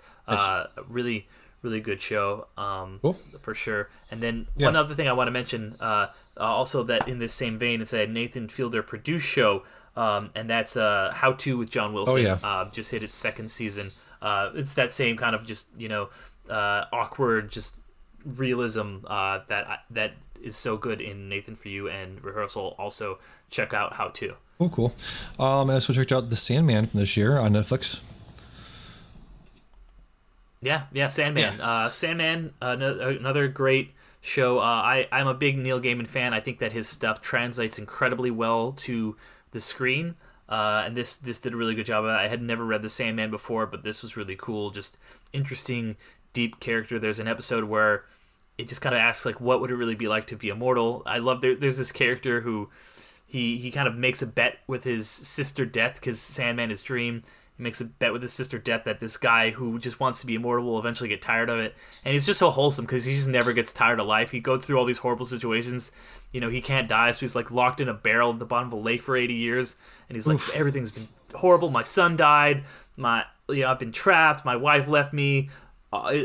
People have smallpox now. The world is terrible. And he's like, so you're sad of living. He's like, no, why the fuck would I be sad of living? Living's the best. It's so good. Yeah. I really can't recommend Sandman enough. One of my favorite Netflix shows for the past couple of years. Nice. And something I've wanted to check out for a very long time, because I saw the movie What We Do in the Shadows. I've heard very good things about the TV show as well. Yeah, it's the same kind of humor as the show. It's these 3 hilarious vampires. They're all really great. You've got Matt Berry just doing his thing. Yep.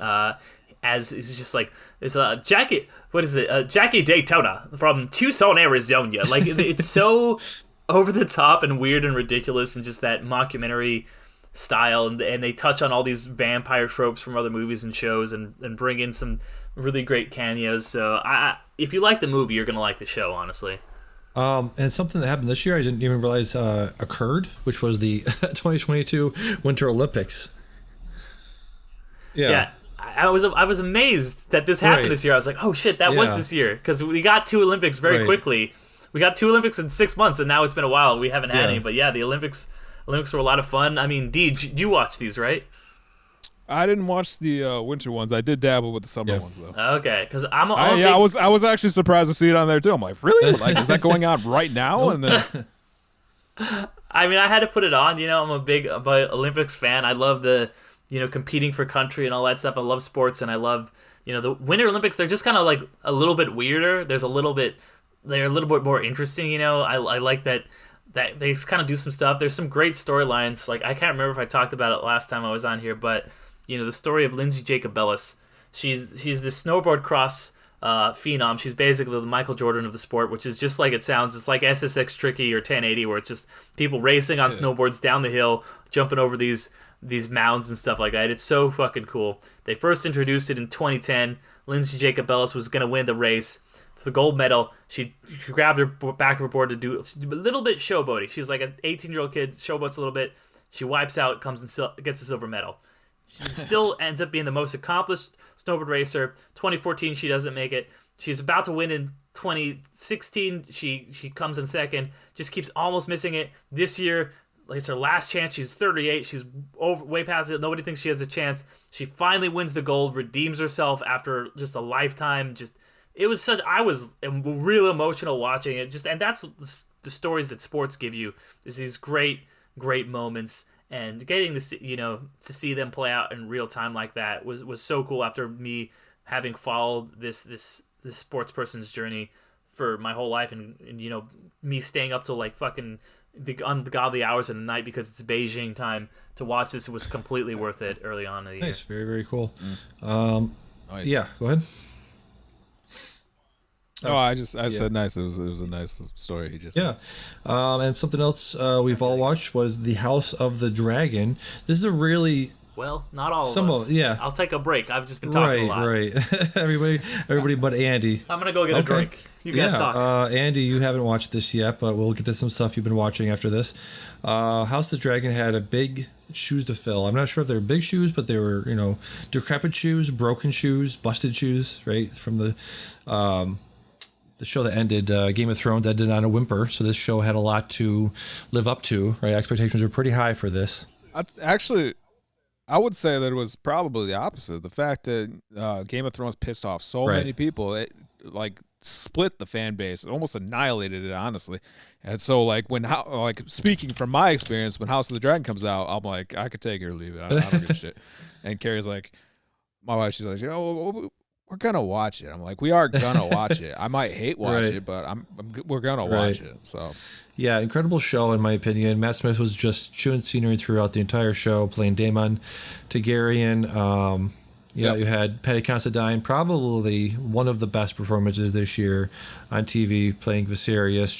Just every time they would cut back to a new episode, it'd be like 10 years later. He's lost more teeth, more hair, more weight. He's got more holes in his face and his back and his feet, and his skin is just sloughing off. By the end, he's just like half his face is gone, got one eye, just a gross looking human being. But man just wanted to have a nice dinner with his family. Exactly. That's really all he wanted. Some great performances by Emma Darcy playing older Rhaenyra Targaryen. Gives one of the best faces at the end of the season. At the end of the season. Olivia Cook was great. Oh my God. She had so many moments in that thing where it was like, good Lord, like birthing scenes, like awful birthing scenes. Like that was one of the biggest things in the show, is just like, if you are squeamish at all about birthing scenes, you get two, and it's like, but like, she really acted her ass off. Honestly. Yes, incredible show. Just with facial expressions, it's just one of those things. It's just like, it's always cool when you don't even have to say words. It's like your face can do like all the more speaking than actual words. Yeah. Like that's really impressive. Yeah, that's a really good point. I think everybody did that very, very well. So highly recommend. Yeah, especially that the scene where the guy, what was his name? The one that he was one of the kids, but he was like grown. He had one eye. Oh, Jeff. Jeff Targaryen. One eye Jeff. He had the dragon that killed his brother. My name's Jeff. He killed his brother in midair, and he was like, "Oh, shit." Anyways, they're all brothers, exactly. So yeah, great show. They're all brother, cousins. Yes. Bastards. Fathers, daughters, sons. Yes. Derek, tell us, because nobody here finished the season. I watched like 4 or 5 episodes of Rings of Power. Tell us how this season ended. Why should we watch the rest of the season and continue to watch season 2 if it happens? I mean, it's a fun fantasy show. It's not like it's not on my top of the year. It didn't make my list, but it's a good show. If you like Lord of the Rings like I do, it's worth it. It's just fun. Some great performances, some cool lore, some twists and turns, and man, it's a great looking show. Like they spend so much money on this show. It is insane, and you can see it. You can really see it. But it's an interesting show. It's interesting diving into the psychology of Galadriel and just kind of this need to fight and avenge and just kind of like what that means.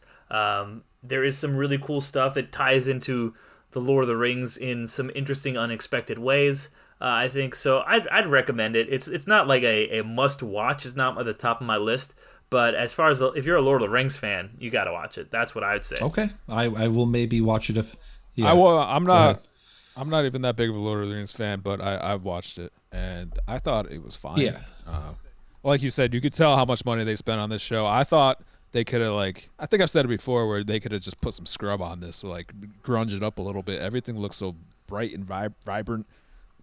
Just too clean at times. Too clean. I understand we're dealing with elves. That's fine. That made sense. But at one point, we're in the dwarfs mountain, and it's just even here's too clean. Yes. It's too bright. Yes. It should be gritty and nasty, and they're dwarfs. Damn it.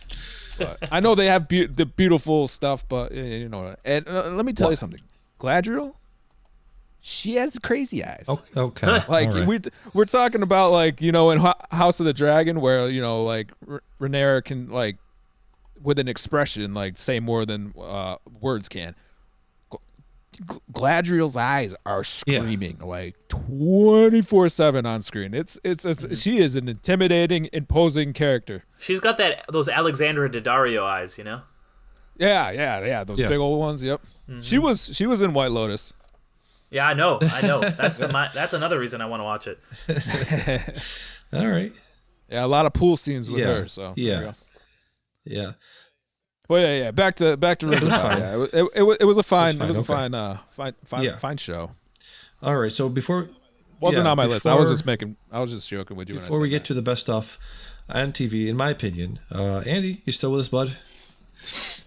Here, yeah. Okay. All right. Present and accounted for. You've watched some Handmaid's Tale, which I think in the run of the show, in the run of Can I Say Something, I don't think you've ever talked about, unless I was missing something. But tell us about. I don't believe so. I've gone back into the archive. I've scoured the archive, and I don't believe the show has ever left your mouth. So. But I might be wrong. You are being sarcastic. Damian, you're like the librarian in Star Wars 2. You're like, if it doesn't exist in the archives, you've never talked about the Handmaid's Tale. I bet money that Andy has talked about this. Surely. Money. All right, $20. Regardless. Right here. Yeah, go ahead. Shirley, listen here, Shirley. I'm going. Listen to me, Shirley. I'm gonna go. Can he say something? Can I say something? I'm just gonna assume that everybody is at least loosely familiar with the plot of Handmaid's Tale at this point, because I feel it's the world in 2022, right? Essentially, I mean, 2020, the world in 2020 is where it begins. The latest season is a bit different. The first few seasons were in that sort of almost post-apocalyptic. Wasn't post-apocalyptic, dystopian. But it was, very, very hyper dystopian. The latest season is from the perspective of a refugee who has escaped that dystopia and into Canada, but she's dealing with an entire different type of dystopia where she's being treated. And Mounties and stuff, right? Yes, sorry. There's that. Everyone's super nice to her. There's that, and exactly. Yeah, everybody's super nice. No, there's hate crimes, and people are trying to assassinate her because there are factions of people in Canada who agree with, the Gilead folks, and they have free speech too. So they're attacking her. They literally Both run her sides over. Are fine, but they run her over. But then they say sorry. There's fine people.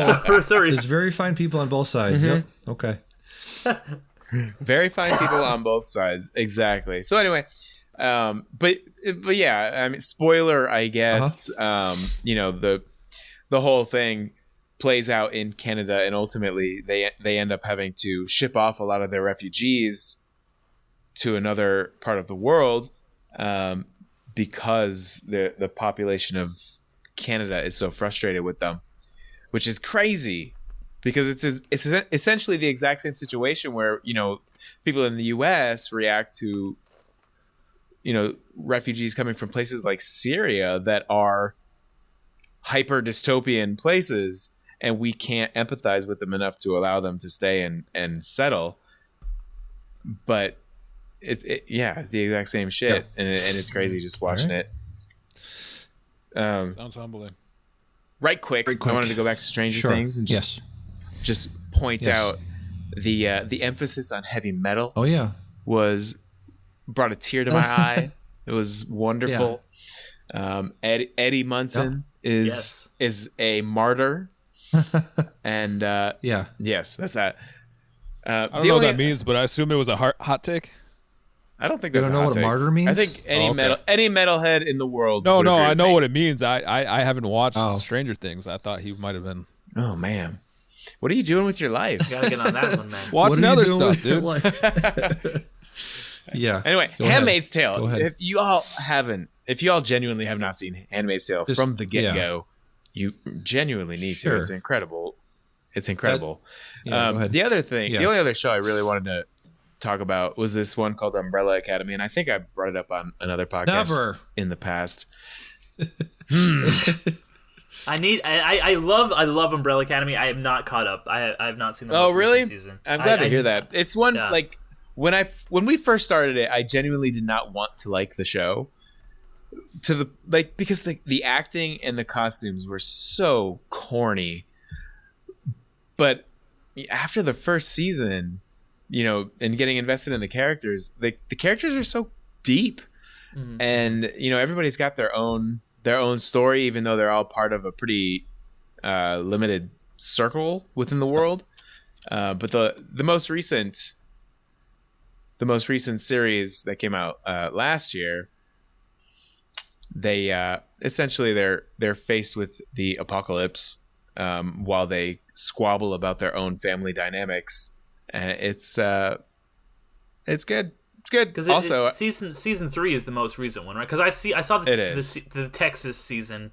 I haven't seen after they go back to the present day. After they try to go back to the present day, yeah. Mm-hmm. Yeah. Apparently, also, I learned yesterday while I was studying for this pod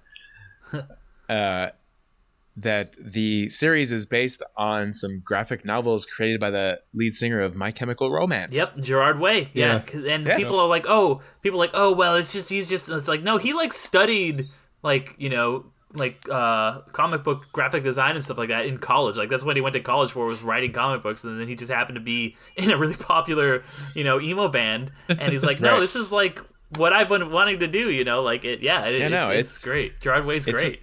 It's a really good show. Yeah. Nice, very cool. No, I'm totally agreeing with you. I really need to see the new show. I'm a really big fan of Elliot Page, you know, and all the other amazing actors on that show. So I need to go. It's been one that I've just been putting off watching the new season of. I think probably it dropped right around the same time Stranger Things season 4 did, which I ended up just watching that instead. But I got to go back and get into it because it's a good show, you know. Yep. Cool. The one of the main actors in it, the guy who plays what's his name? Luther? No, not Luther. Which guy? Let's see. It's the dude that plays Klaus. Okay, Robert Sheehan. He was in a show. Oh yeah, that guy's a weirdo. I love him. Yeah. Oh, the character is fantastic. But his character in another show from around 2009, I think, it's called Misfits. But it's a pretty similar character actually. It's like a group of misfits that have superpowers. Yeah, his character's pretty similar, but he was definitely a highlight of the first few seasons of that show. If anybody hasn't seen Misfits, it's totally worth going back to and watching. It was like a low budget superhero movie from like British public television, but it was really good. BBC. The BBC. He's great, and he's also really good. He's unrecognizable as him, like completely different character. Looks very different, but in the movie that I love that everyone thinks is trash, and it is trash, but it's great. Is Mortal Engines. Yes. Yeah. All right, very cool. So yeah, just for posterity's sake, my number 5 TV show of the year was Severance, 4 was Peacemaker, 3 was Pachinko, and getting to top 2 shows of the year for me. Number 2 was The Bear. I think it's on Hulu. They're all streaming on Hulu. I believe there's 9 episodes. Each episode is a quick jaunt, quick 25, 30 minutes each. I think one is even shorter, so it's a very quick. You can binge them all very, very quickly in 1 or 2 days. Incredible acting, incredible writing. It's basically, if people don't know what it is about a restaurant in. Hey, Damian. What? What's the name of this show? I just said it. This is The Bear. I've never even heard of that. Take a drink. Is this the Take a cooking drink. show? Take a shot. Damn. That's I already finished one. So. I really hope you're joking because I mentioned this like 47 times to you. Be like, hey, what am I going to watch?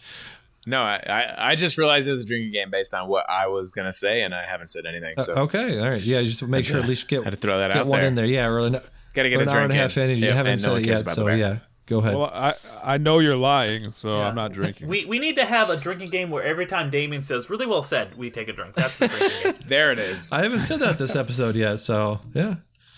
Keep forgetting to say our catchphrases. Anyways, The Bear, show from this year starring Jeremy Allen White. Dion probably knows him as Lip from Shameless. Yes. Yep. I got Eben Moss Bacharach. He was in a bunch of things. If you guys Google his face, you could probably recognize him from a few different things over the years. Some newer actresses, Io Edeberry, bunch of people in this. Really great show, really short. 9 episodes, 20-minute episodes, very, very intense show about a Chicago-based restaurant. This chef that is traditionally based, trained in high-fluent restaurants comes into a basically a rundown. What do you call those? Not like a dive bar, like a dive restaurant. Very dirty, very, very bare bones sort of family restaurant. They make soul food and make cheeseburgers and French fries and all that kind of stuff. And the guy's just trying to bring a little bit of professionalism to that environment and sort of brushes up against and bashes heads with his cousin who has been there for like 20 years and doesn't want to change and that sort of thing. So very, very good show, incredible acted show. One of the episodes has one of my favorite things, everyone knows, is a one-shot episode done very well. So highly recommend watching The Bear on Hulu. Very nice. Yes. I'm holding out for Cocaine Bear. Actually, yes, exactly. And then the best show of the year. It's decided. It's the consensus pick amongst everybody in the world. Amongst me and the only people that matter, which are the people on the watch, people that do podcasting on the Ringer. They all decided. They crowned it. They crowned Andor as the best show of 2022, obviously starring Diego Luna as the titular Cassian Andor. We got Kyle Soller playing Cyril Karn, this obsessive IBS worker. He works for the Empire, works for the intelligence faction of the Empire. We have Stellan Skarsgård playing Luthen Rael, who recruits Cassian Andor to the fledgling, the newly formed Rebel Alliance. You've got Genevieve O'Reilly playing Mon Mothma. If you have some incredible people in this show, we've talked about every episode so far. We've dove deep into this, and another reason I really love the show and love shows like this is that it really does allow you to dive very, very deep into it because it's very complex, a lot of stuff going on, very political show, very morally gray show, very, very, very morally gray people, just like we were talking about with The Boys. But yeah, just I cannot recommend the show enough. It is Disney Plus. Yeah, no, great show. If this was a year that wasn't the final year of Better Call Saul, it would probably be my number one show. It's narrowly my number two. That doesn't take anything away from the show. The show is absolutely incredible. It's doing all the things that I want from a Star Wars show, which is it is set somewhere familiar, but it is not just living on Easter egg. It's the exact opposite of Boba Fett, which is just empty nostalgia and just taking a character that is a blank slate and remaking him into something else. It is a really interesting, in-depth character shot on real locations. And as much as I appreciate, the volume for doing things that you could not do, it should not be used for everything. And this, it feels in such a real, lived-in world. It's touching all these big issues. Like these are all things that have been said, but by a million people. But on totalitarianism and just the Empire and just him trying to escape and seeing this character's growth is very, very interesting. Like Better Call Saul, it is just kind of this interesting character study prequel to a character where we know where he is going to end up, but we don't know how he got there. And watching him and it's not just about Andor, it is about all these other really interesting characters. And the Star Wars Easter egg industry is starving trying to watch this show because it's not just jam-packed with like, oh, here's Maz Kanata's thing, blah blah blah blah. It's actually a really engaging character study on the small scale. It doesn't feel like it needs to just up and up and up and ramp up, but it still feels like it ties thematically into the overall themes of Star Wars, and it feels like Star Wars. It can be for everyone. There can be the Clone Wars show for kids. I'm not going to watch that. I'm sorry, but it can also be like this show for adults. This show where people are real and dirty and they swear and they have sex and it feels just completely like a Star Wars show for adults, and I really love that. Yeah, just real quickly, just the stuff that you're saying about it's for adults. It's got it's got so much to say about like labor exploitation, about putting people in jail for extremely minor crimes, made up crimes, and just put them in jail and put them to work and use them as a very cheap, free source of labor. Is a show is a subject that you never really would have expected to see in anything based in the Star Wars universe, even 5-10 years ago. So that's really incredible just for that fact. Yeah, just give Andy Serkis all the endings exactly. Right now. Like that arc. Like there's just a bunch of great arcs in this, and that is maybe my favorite one. The prison arc is so goddamn good. Did you guys watch this? No, Deej and they have not watched this. No, right? Negative. Nope. Oh, Yeah, no. oh, this one. Maybe even more than Better Call Saul. You guys should watch this. This is peak TV right here. That's high praise. Yeah. Yes. High praise. So, getting to the big one, the best movies of 2022. Let me just plug this in here real quick. Show you my stats.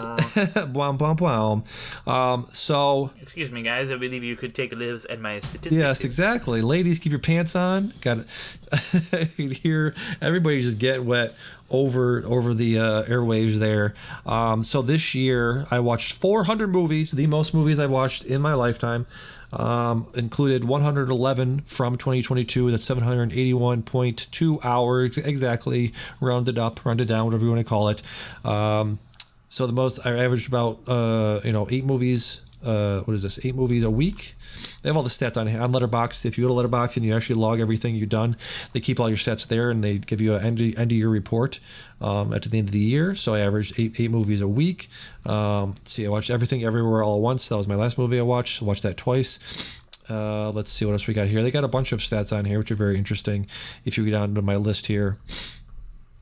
What are we talking about in the chat here? Come on, guys, pay attention. Talking about Bluey. All right, get with the program. Yeah, right. I also put in my list, but I guess that doesn't fucking matter. Right. We'll get to your list. We'll do list by list here.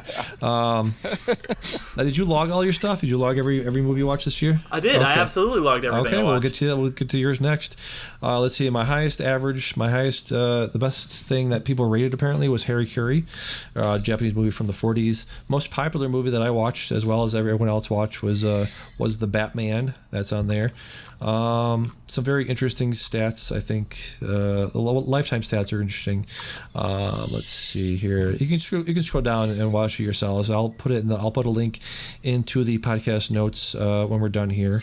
Let's see. I had other things to say. Got my notes here. Give me 1 second. Let's see. So the interesting thing was that if I had just watched 20 more, I would have seen 2,000 movies in my lifetime. So because I saw 400 movies this year, and I've seen almost 2,000 in my life, that means I have seen just this year alone. I saw 1/4 of the movies I've seen in my life just this year, which I thought was quite interesting. It's quite interesting. It's an interesting stat that in 30s, and that's very interesting. I think you built on your 2021 actually. What do you mean I built on my 2021? I think because you had some pretty lofty goals for 2021 with films to watch, and then I think you exceeded whatever you did that year. 21 it was my break year. It was my easy year. I only watched 125 that year, so I didn't make any sort of movie based challenges that year. So you are correct, but it wasn't really. It's like apples to apricots there, not really a fair comparison. Here's the question though: how many of these were you like playing like watching TikTok and like playing like like Escape from Tarkov or like phone games while you were watching them with your vertical setup on your TV? So moving on, I've seen this was not your first year doing it like a movie a day. Right, I did it in 2020 as well. I only saw 365 movies that year, so I broke that record. Yeah, that was probably more of a fair comparison was this year to 2020, where I saw 35 more movies than I did in 2020. So let's see. So yeah, just talking about the movies and what I saw this year, and just talking about movies from this year. I feel like a lot of them had sort of a similar theme to them, similar idea that they were playing with. A lot of them were about time and how we spend time with other people and how we sort of think about the memories that we spend with other people. Very much included that with things like Turning Red and Everything Everywhere All at Once, and a lot of that stuff that we talked about. I think the last episode, Derek, about how a lot of the filmmakers are looking back on their life and also making movies about movies this year was very much a theme that ran through a lot of their movies, correct? Yeah, no, that's definitely something I feel like a lot of filmmakers touched on. You've got Babylon and Empire of Light, of these, even Inarritu, or not Inarritu, a few of them. The Bardo movie, yeah. Like these people, touching on what their lives as filmmakers. Obviously, Fabelmans is a big one. I think that a lot of the kind of the people who have been in the past would have been seen as auteurs. Yeah. I think the auteur theory is bullshit, and that it's people fine. need to shut the fuck up about that fine. shit. I honestly, nothing makes me angrier than the auteur theory. There are generally people who are brilliant masterminds of film. Yeah. People like Steven Spielberg and stuff like that. But guess what? My favorite film of all time is Jurassic Park.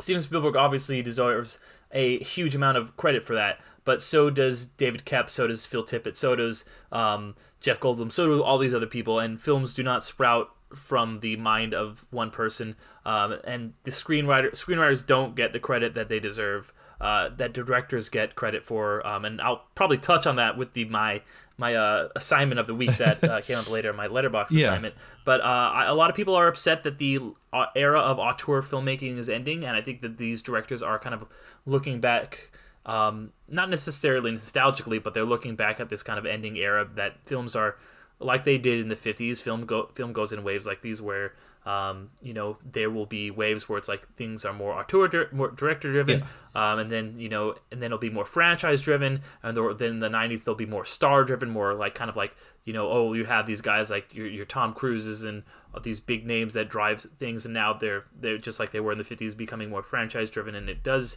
go in waves like that. And I think that a lot of these big directors are kind of lamenting a little bit the end of their reign of dominance, which is a good thing and a bad thing, because there are so many people that are involved in movies, and I'm not saying that studios having like so much control is necessarily a good thing. I do lament the death of the mid-budget movie, other than places like on streaming, but I think that a lot of these, especially the people like Spielberg, Chazelle's a longer guy, but a lot of these older guys like Spielberg are kind of looking back, and it's not just this year, because you obviously had Belfast last year, but it is a common theme, I think, of some of the movies that came out this year. Yeah. Well said. Take a drink. So let's get to the list. I have a big list here that we compiled, I think, starting in October. Gave you guys a list and checked off some of the stuff as you were watching it. Do I get to say my stats? Oh, yes. Yes. You said your stats though. Real yeah, fast. go ahead with your stats. I didn't I didn't achieve what Damian did, No, but I'll nobody just did, throw out ever. a couple stats. I know. I'm a chump. I only watched 304 movies Disgusting. this year. You know, Those are rookie numbers. I only spent Gotta get those 648 numbers up. hours watching movies. Yep. You know, you're gaining on my tail. I'm at overall 2,265 But movies. how many of those so are shorts? You're gonna catch Those me. are shorts, so. Like maybe like 100. Okay. So you're on my tail. Yes. But I did watch some stuff this year too, Yes. and compared to a normal person, I watched quite a bit of things because I wasn't doing a challenge. Right. I just am a weirdo who watches all movies all the Right, time. right. Yep. So let's see. You got the highest average thing was the History of the Shell Mariners. You also had the Batman as the most popular thing that we both watched together. Let's see. What was your average per week? Let's see. What does that say? 5.8 average. 5.8. 5.8. So, Yep. yeah. First movie. Those are rookie rookie numbers. First film of the year was Cop Shop, which I also enjoyed very much. Apparently. Very, very good Yeah. film. It was on my best of list last year, if you remember. Yeah. Really, really good movie. Let's see. Apparently you watched, or maybe you logged it twice, the Batman and Banshees of Inisherin. I did watch it Oh, twice, wow. yes. Wow. Yes, I watched both of those twice. I've been watching a lot of my favorite films of the year, again, here at the end of the year. Both of those were a couple of my very, very high up on my list. Yeah, absolutely. So let's talk about some stuff we all watched. I'm pretty sure, unless I think Deanne was the only one that didn't watch Bullet Train, starring Brad Pitt, right? That is correct. Okay, got it on the first shot. Nice. Bullet Train was fine. It's a serviceable action movie. I think when we talked about this, I mentioned that Brad Pitt did a lot of his own stunts, which I think does lead to a much more smooth and fluid sort of action choreography in every scene he was in. So I definitely appreciated that. Andy, what did you think of Bullet Train? I really enjoyed it. It didn't make my top 5, but I really enjoyed the cinematography and how they interjected a lot of like anime type things in a live action sort of way. I thought that was really interesting. Really. Yeah, I mean the story was good. It was fine. Yeah, we're trying to go for those. Not great. Go into those sort of things for a complex examination of the human condition, right? Fair enough. Yeah. Yeah. Exactly. So. Yeah. Yeah. True. Yeah, it's fine. It very much feels like what I was talking about, those 90s movies that are driven by like big name stars, these kind of action movies. Yeah. Hiroko Sanada, I'm probably mispronouncing his name, one of my favorite character actors, a Japanese character actor. He's really good in this. Got a great supporting cast. There's some fun moments. It's a good Netflix watch. I didn't see this in the theater. I waited for it to come to Netflix, and I'm glad I did because I had a good time just kind of like chilling out, watching it on a morning before I had to go to work. Yeah. Speaking of movies like that, we have The Bad Guys. I think is something we all watched. Which another just fine, just pretty good, serviceable, animated trope. Yeah, go ahead. Fun. Go ahead. Oh, sorry. Yeah, it's just similar comments Yes. to the last one. Actually, was with the really interesting kind of manga anime. Interjections in the animations that they had in Bad Guys was really fun. It was, for the most part, a pretty standard, Pixar type of film, but then they just had the manga style that just popped up randomly. That was really refreshing. Yeah, it was interesting. I would say not so much Pixar, but more like what do you call it, Minions or like DreamWorks, Illumination. Yeah, that's fair. Yeah. Sure. Yeah. It's a fun heist movie, I like when like heist movies are so good because you can mix them with whatever genre. And this was like, oh, what if a heist movie but with like a fun kids movie? And you're like, yeah, like this is like a heist movie but like in kind of a Despicable Me. Exactly. Vein, yes, Despicable Me is very good. Yes, comparison point to that movie. Let's see what else we got here. Anything? Also, Sam Rockwell. Shout out. Sam Rockwell is always a W. Yes, I love Sam Rockwell in that movie. Let's see. Did anybody else besides me check out The Fallout? Because that was my top 10. That was my number 10 movie of the year. Nope. I did not. Okay. I missed this one. Yeah, that was very good. Starring, I think we mentioned Jenna Ortega. She was, you said she was good in Wednesday. I really, really enjoyed her performance in The Fallout about the sort of ramifications and consequences of a school shooting and the effects that has on a person. So I'd definitely recommend watching that. That's on HBO Max right now. Let's talk about some of the MCU stuff. The most recent one that came out was Black Panther Wakanda Forever. Me, Dion, and Derek saw it. I don't know, Andy, did you ever end up checking this on Disney Plus? Negative. Okay. All right. I'm gonna go take a break, take a piss real quick. Why don't you guys tell Dion? Why don't you tell me what you thought of Black Panther? Yes, sir. Black Panther, it was fine. It was too long. There were a couple points in the movie where I thought it could have ended, and it did not. I do think that it was better than the second one, or first one. I'm sorry. And I don't know. I wasn't that big on the first one either, but I did enjoy this. It wasn't like yeah. I don't regret watching it. You know. Yeah. So definitely too long. I would agree with that.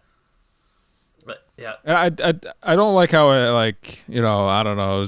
Sometimes it got a little bit too cute for me, especially at the end, and it was just irritating. I'm finding that I don't like it in movies and shows where, oh, you didn't know about this, and it's like the person that doesn't know about this is like actually really tight with the main character, and it's just like, yeah, why the hell didn't you know about this? You know, like.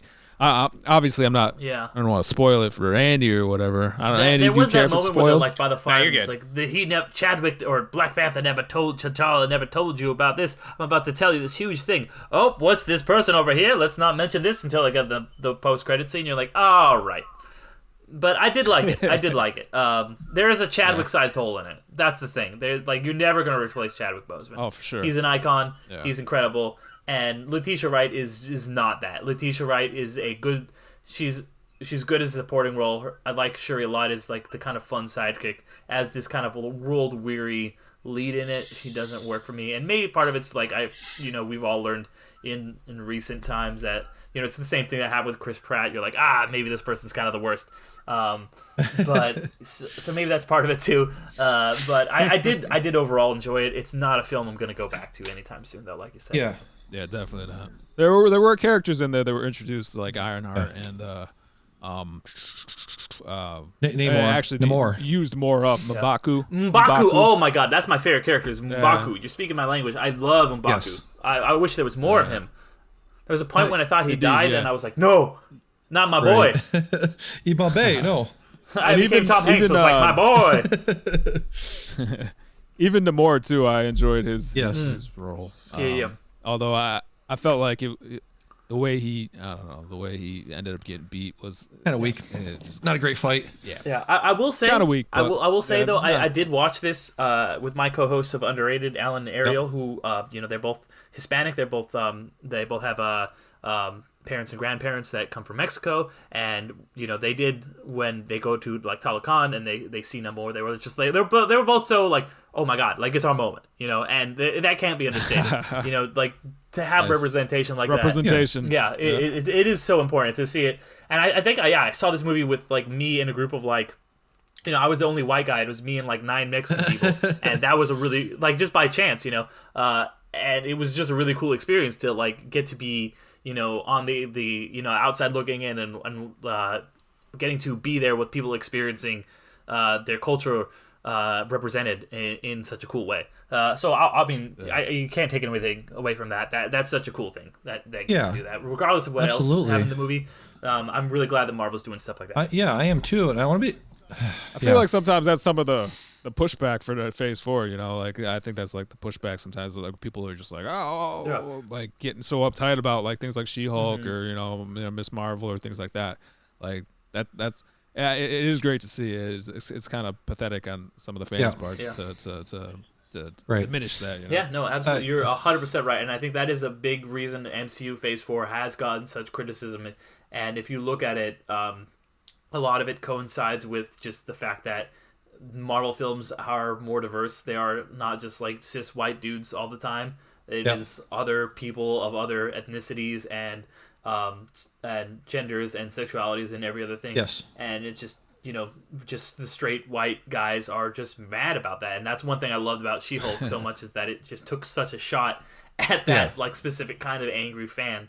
And yeah, this was another good example of just kind of being more open to that kind of thing. Yeah, I just want to say, like, to be clear, like they just had the Filmcast Patreon episode about the year movies, and they were talking about their most disappointed movies from this year, and they were Black Panther was on there, and it is one of the most disappointing movies of the year for me. And this is stuff that you were talking about, with representation matters and the story writing matters and putting these people on screen matters. And I think that's one of the most disappointing parts of it, is that you have these platforms in which you can see people like that put on the screen and in front of millions and millions of people. And I do think you're doing a major disservice to those people when the script doesn't live up to the movie itself. Yeah, that's fair too. So that was just. I mean, it's nice to see it, but if you give them like the crap or the scraps or whatever, it's like how exactly. How and this I guess it was disappointing for me. Doctor Strange was disappointing for me. Thor was disappointing for me. So a lot of that stuff was, again, I'm disappointed because I have high expectations and I have high standards for this stuff. I go into the stuff wanting it to be good. I always go into things wanting it to be good, especially the MCU stuff. And the reason I am so disappointed, the reason I think a lot of people are disappointed in this stuff and let down by this stuff, is because we want it to be good. So that's all I want to say about that.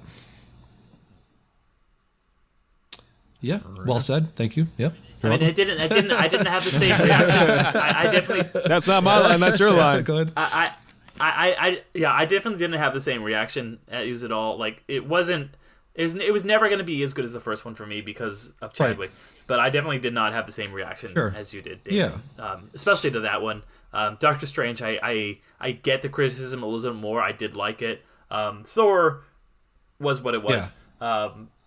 I understand. I didn't hate it like a lot of people did, but I understand it. But Black Panther, it worked for me in a way that it clearly did not. I mean, it's that thing that people say all the time. Is like, I'm not mad. I'm just disappointed. Like I genuinely am. Like I said, I'm not pissed off that it was the way it was. I'm just let down. That's all.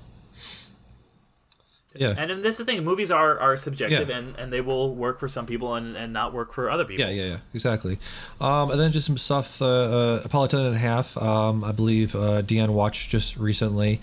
One of my favorite movies of this year. Let me reference back to my list here. See exactly where I put it. I believe it was number 8 on here. Where'd my list go? Just had it.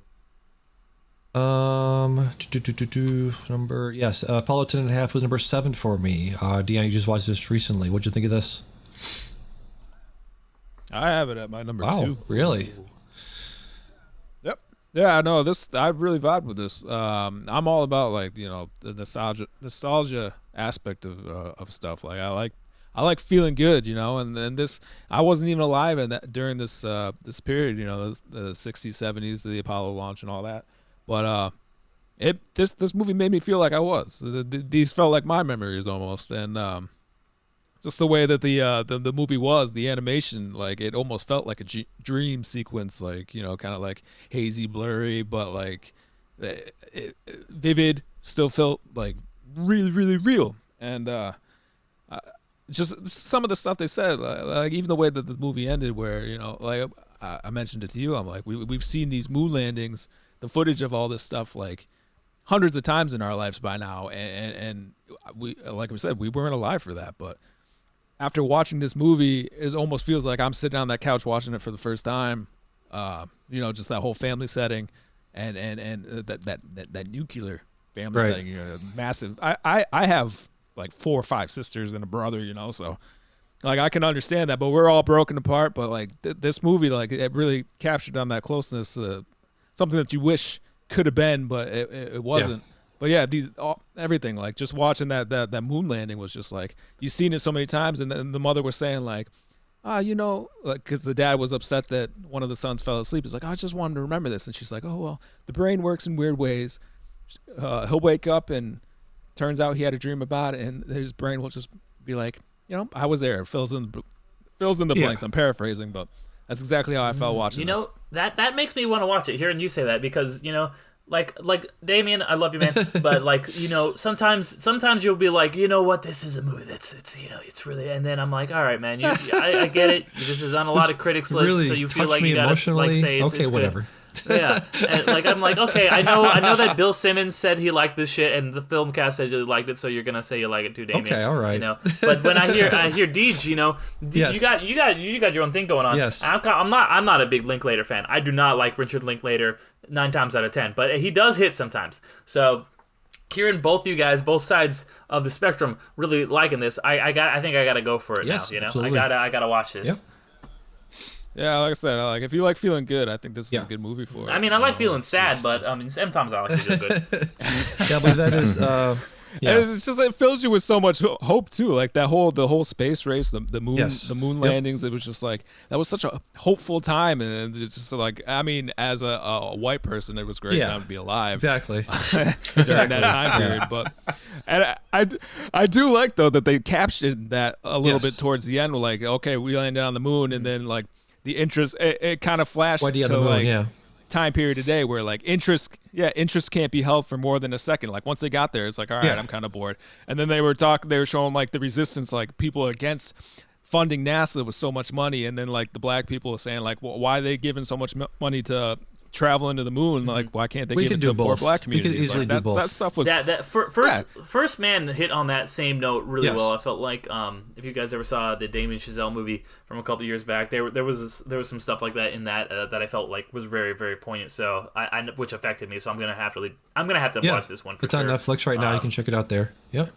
Yeah. Let's All right. Let's go to some big bombastic stuff from this year. I think we all watched Northman except for Andy. You haven't watched The Northman yet, Mr. Northman? Correct. Okay. I have not. Did you watch The Batman? Negative. He watched nothing with man in the title. He hates man. Exactly. He's like, Alex Garland, fuck off. Yeah, exactly. But you did watch Top Gun Maverick, correct? I did just a couple nights ago. Oh, everyone in the world watched that movie. Actually. Yeah. I didn't Except watch for it. him. Oh, what? You fucker. Did you not? Oh man, we were gonna have some points. Yeah, I never watched it. We were gonna have some points to clash on. It was. Should I go on? Oh my. Yeah, we go ahead. I'm sorry. I feel like we can spoil this one. This is, all right. It's Top Gun. Let's talk about it. There's nothing to spoil. It's you know what's going to happen. Honestly, it's not even on my top 5. But yeah, exactly. I knew exactly what it was going to be. Like, I've got it in my honorable mentions here. But based on what you were saying about Apollo 10.5 there, where you like to feel good, you like nostalgia, you're gonna love this fucking movie. It's different nostalgia, though. I mean, it's very the different. actions. Go ahead. Sorry. Go ahead. Yeah, it's literally. Do I love it? Do I love it because I love the old one, or am I loving it because of the time period? I mean, both. Okay, if you love the old one and you love the late 80s, you're gonna love it. All right. And if you love mustaches, you're really gonna love it. I like mustache rides. Man. Son of a bitch, I'm in. Miles Teller, amazing mustache. Yeah. But I mean, legitimately, like the dogfight sequences and the action sequences were dope as hell. And if I had seen it in theater, I'm sure I would probably feel differently about this movie. But basically, it was exactly what I anticipated, and the reason I put off seeing it for so long. Like, it was just a bunch of recycled sets, wardrobes, and lines in an effort purely to evoke nostalgia. Like, the characters were literally behaving as if it was still 1986. Aside from the... And what time is it supposed to be? It's current. It's modern day. Aside from the talk of drones, like, you watching this movie would think it's still 1986. I feel like that was sort of the point, though. It maybe so, and I don't know. Maybe so. Yes. To me, it felt like if it hadn't been so expensive to make, I would have called it a cash grab. Well, I mean, it sort of was anyway, right? Because they filmed this, I believe, late 2019, early 2020, and they had to scrap it, or they had to finish it during COVID and hold it until they thought they could make their money backs in theaters. But I think you're correct that it is, Tom Cruise's we always say this, but it's like Tom Cruise's last stand, or Tom Cruise is, walking off into the sunset. We've been saying that for like 15 years. He's still doing this when he's fucking 60 years old, which I think is impressive. Again, I think the thing that I admired this movie more than I liked it. I think you have to. I think you have to admire the filmmaking and the craft of it. The fact that they were actually all flying those planes, real dogfights, real, they shot it incredibly. I think it's also a movie that I think a lot of people have mentioned this before. This is not original thought, but I think there are several movies from this year that I think you come away with a very, very different experience, whether you watched it at home or you watched it in the theater. So I think if you had watched this in the theater, I think you'd be much more high on it than you are right now. Maybe so. Yeah, I could definitely see that, especially because we didn't pay for it. We streamed it, and it didn't take advantage of my home theater system or nothing. Right. Okay. So, all right. So that was that. Oh, go ahead. I was just gonna like this is like it feels like 2022. We're finally back in blockbusters are back. Big theatrical experiences are back, and this wasn't on my top 10 or my honorable mentions, but it did make my long list when I was just making a list of like, all right, I'm just gonna put everything that I really liked from this year on a list, and then kind of whittle it down from there. This was on that list, and this feels like a real theatrical experience. It was. Some other films we might talk about, like Avatar or RRR or like a few other ones, where just being in the theater and experiencing this is so good, and that's why Tom Cruise held it back. People were like, you saw so many movies in the past 2-3 years, go to have these streaming day and date releases, or they had a theatrical release, like think of something like really early on the pandemic when you had, like Nolan coming out with, what's that fucking Nolan reverse time movie? Oh, God, I'm spacing on the name. Tenet, yeah. Like that came out early pandemic, and nobody saw it. But this was like, he's like, Tom Cruise is like, no, this needs to get a proper release. And I'm so glad that I got to see this in the big screen, because there is something really to be said for just all of the practical effects and the stuff that are done so well in this. I did really appreciate it. It's a just tight, great story with some really good stuff. It's simple, it's interesting.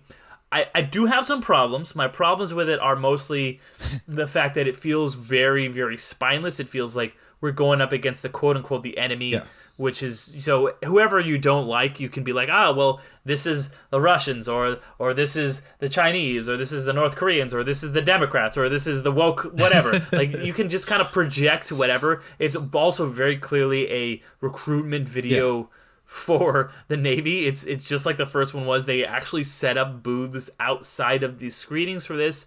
But of the two naval aviation bromance movies starring Glenn Powell that came out this year, this is definitely number one. Yeah, quite bit better than Devotion. You're correct. So some big blockbusters that we watched this year. That was one of them. The Batman. Go ahead. Deej had something to say about this, right? Of what? Did you have anything about Top Gun? I kind of cut you off, so I want to cut back.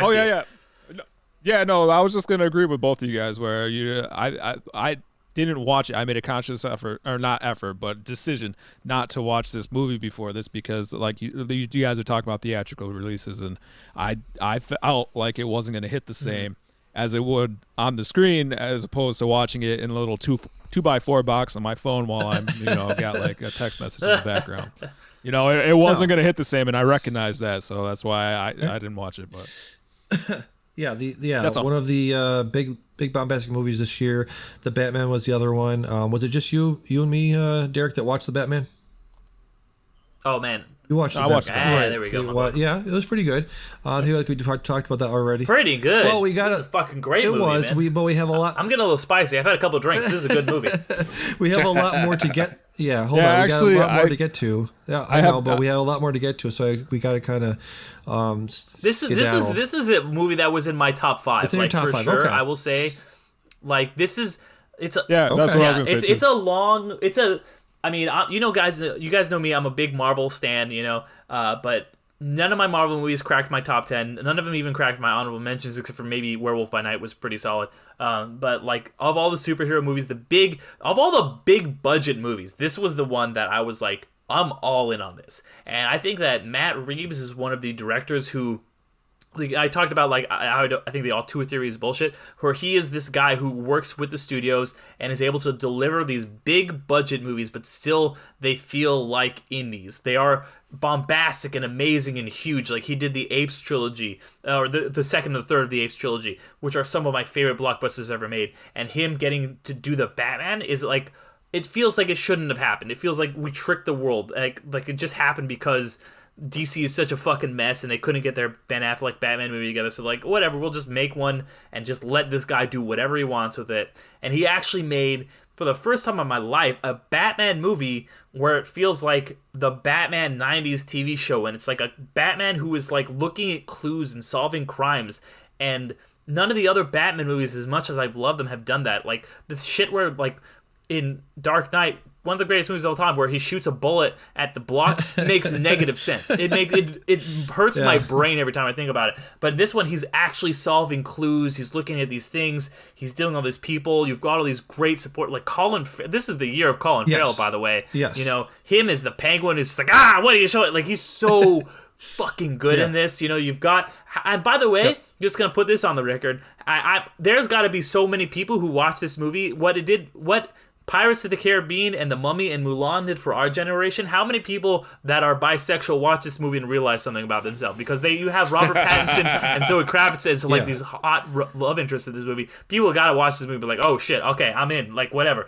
So I will say, great action movie. For me, almost perfect. There's some things that don't hit, and it is, by the way, a crime that Michael Giacchino, who is my favorite composer, did not even get on the Oscar shortlist for best score, because goddamn, like this Oscar score is so, or this Batman score is so fucking good. The bum bum bum bum, incredible.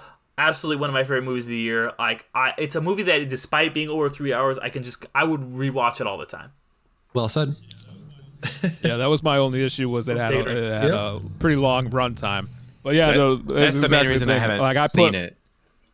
Yeah, it's fair. Yeah. That's fair. Yeah, it was really like the last 20 minutes that was too tough. It's like whenever we go to watch it, it's like, 3 hours something minutes, and it's like, this is gonna take us 4 days to finish. Yeah, but like Derek said, like he all the superhero stuff. That my number 5 was basically, this is what I have on my list. It says number 5, superhero stuff, highlight Batman. Yeah. Like, because everything that Derek just said, like the superhero stuff, like as a whole, I enjoyed.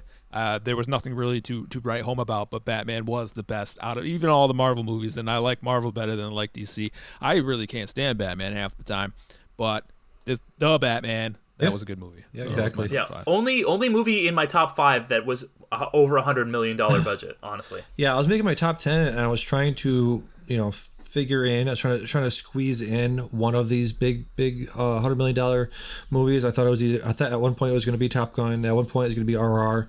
At one point I was going to have Batman in there, but unfortunately it didn't quite squeak in there. I have Batman at number 15 right now, and I have RRR at number 11. Another 3-hour epic that you can watch right now on Netflix, which I feel like, again, would have been a much better experience watching it in the theater, but I had a great time with this. That's the one I wish I would have gotten to see in the theater, because people going to see this are having the time of their lives. Also, it's in the wrong language on Netflix. It's in Hindi. It's not it's a Tamil movie. Yeah. It's made in it's made in Tollywood. It's not made in Bollywood, right. So it's a different language. In India is a very, very big place, and people don't understand that there's multiple film industries in India.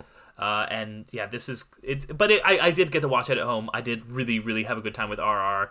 There is a local indie theater that is hopefully going to be showing it again. I missed it last time they did it, but I would love to see this one in the theater. RR. It's a lot of movie. This is like the most. This is like, if you want to get the most movie of your buck, this has everything in it. Yeah, great. Yeah, great dance numbers, great action, over the top action. Oh my God, I keep listening to that song. Yeah, it was great. It was amazing. Oh man, yes. The soundtrack for that movie slaps.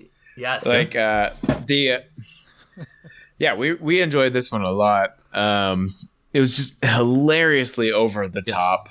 The action sequences were just absurd. The dance sequences were so fucking random but hilarious.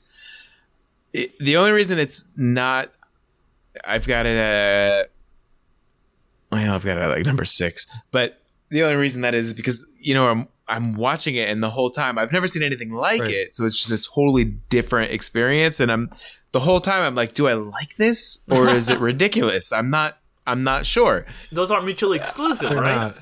I guess, yeah, and I guess they're not. But I was frustrated by the not having the original language available. Yeah. Because we would have preferred to just watch it in that, but instead, you know, we had to choose between a smorgasbord of foreign languages. We just ended up watching it in English anyway, which I mean, it was fine, but I'm sure it would have been better in its original language. Mm-hmm. Yeah, I always like to watch something in its. I think I ended up watching it in Hindi, which is, I was like, at least it's like an Indian language. It's close. You know? Like, the lip syncs were off, so it was bothering me. So we're like, you know, if it's gonna be off, let's just watch it in English. Yeah. Sure. Yeah. So let's skip ahead a little bit. Go to some of the horror stuff we watched this year. I believe all of us watched Bodies. Is that correct? Good movie. No. Indeed. Dion, you did not? I didn't watch it. Okay.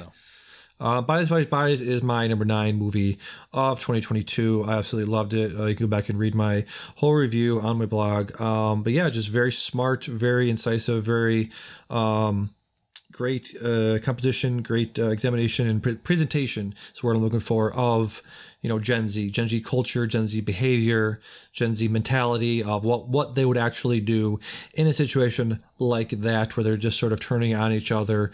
And again, spoilers for all of this. Sorry, Deanne, we have to talk about this. It's a movie. It's a murder mystery. It's a thriller. One person dies near the beginning of the movie, and they have to sort of figure out who's doing it. And they sort of turn on each other at a certain point, kill a guy that didn't actually end up doing it. Then other people end up dying that actually didn't. Yeah, rest in peace, Lee Pace, that giant. Lee Pace, the voice of us millennials / Gen Xers. Yeah. Older millennial, young Gen Xers. Yep, exactly. But yeah, really, really funny. Love that scene where she's like, you know, he's a Libra moon. I know him that well. Just ridiculously navel gazy people. And it's another movie that I feel like we're watching a lot of these recently where they're just horrible people, but we just still the narrative is enough to carry you through, and they're compelling enough and charismatic enough that you will sort of ignore the fact that they're all kind of pieces of shit.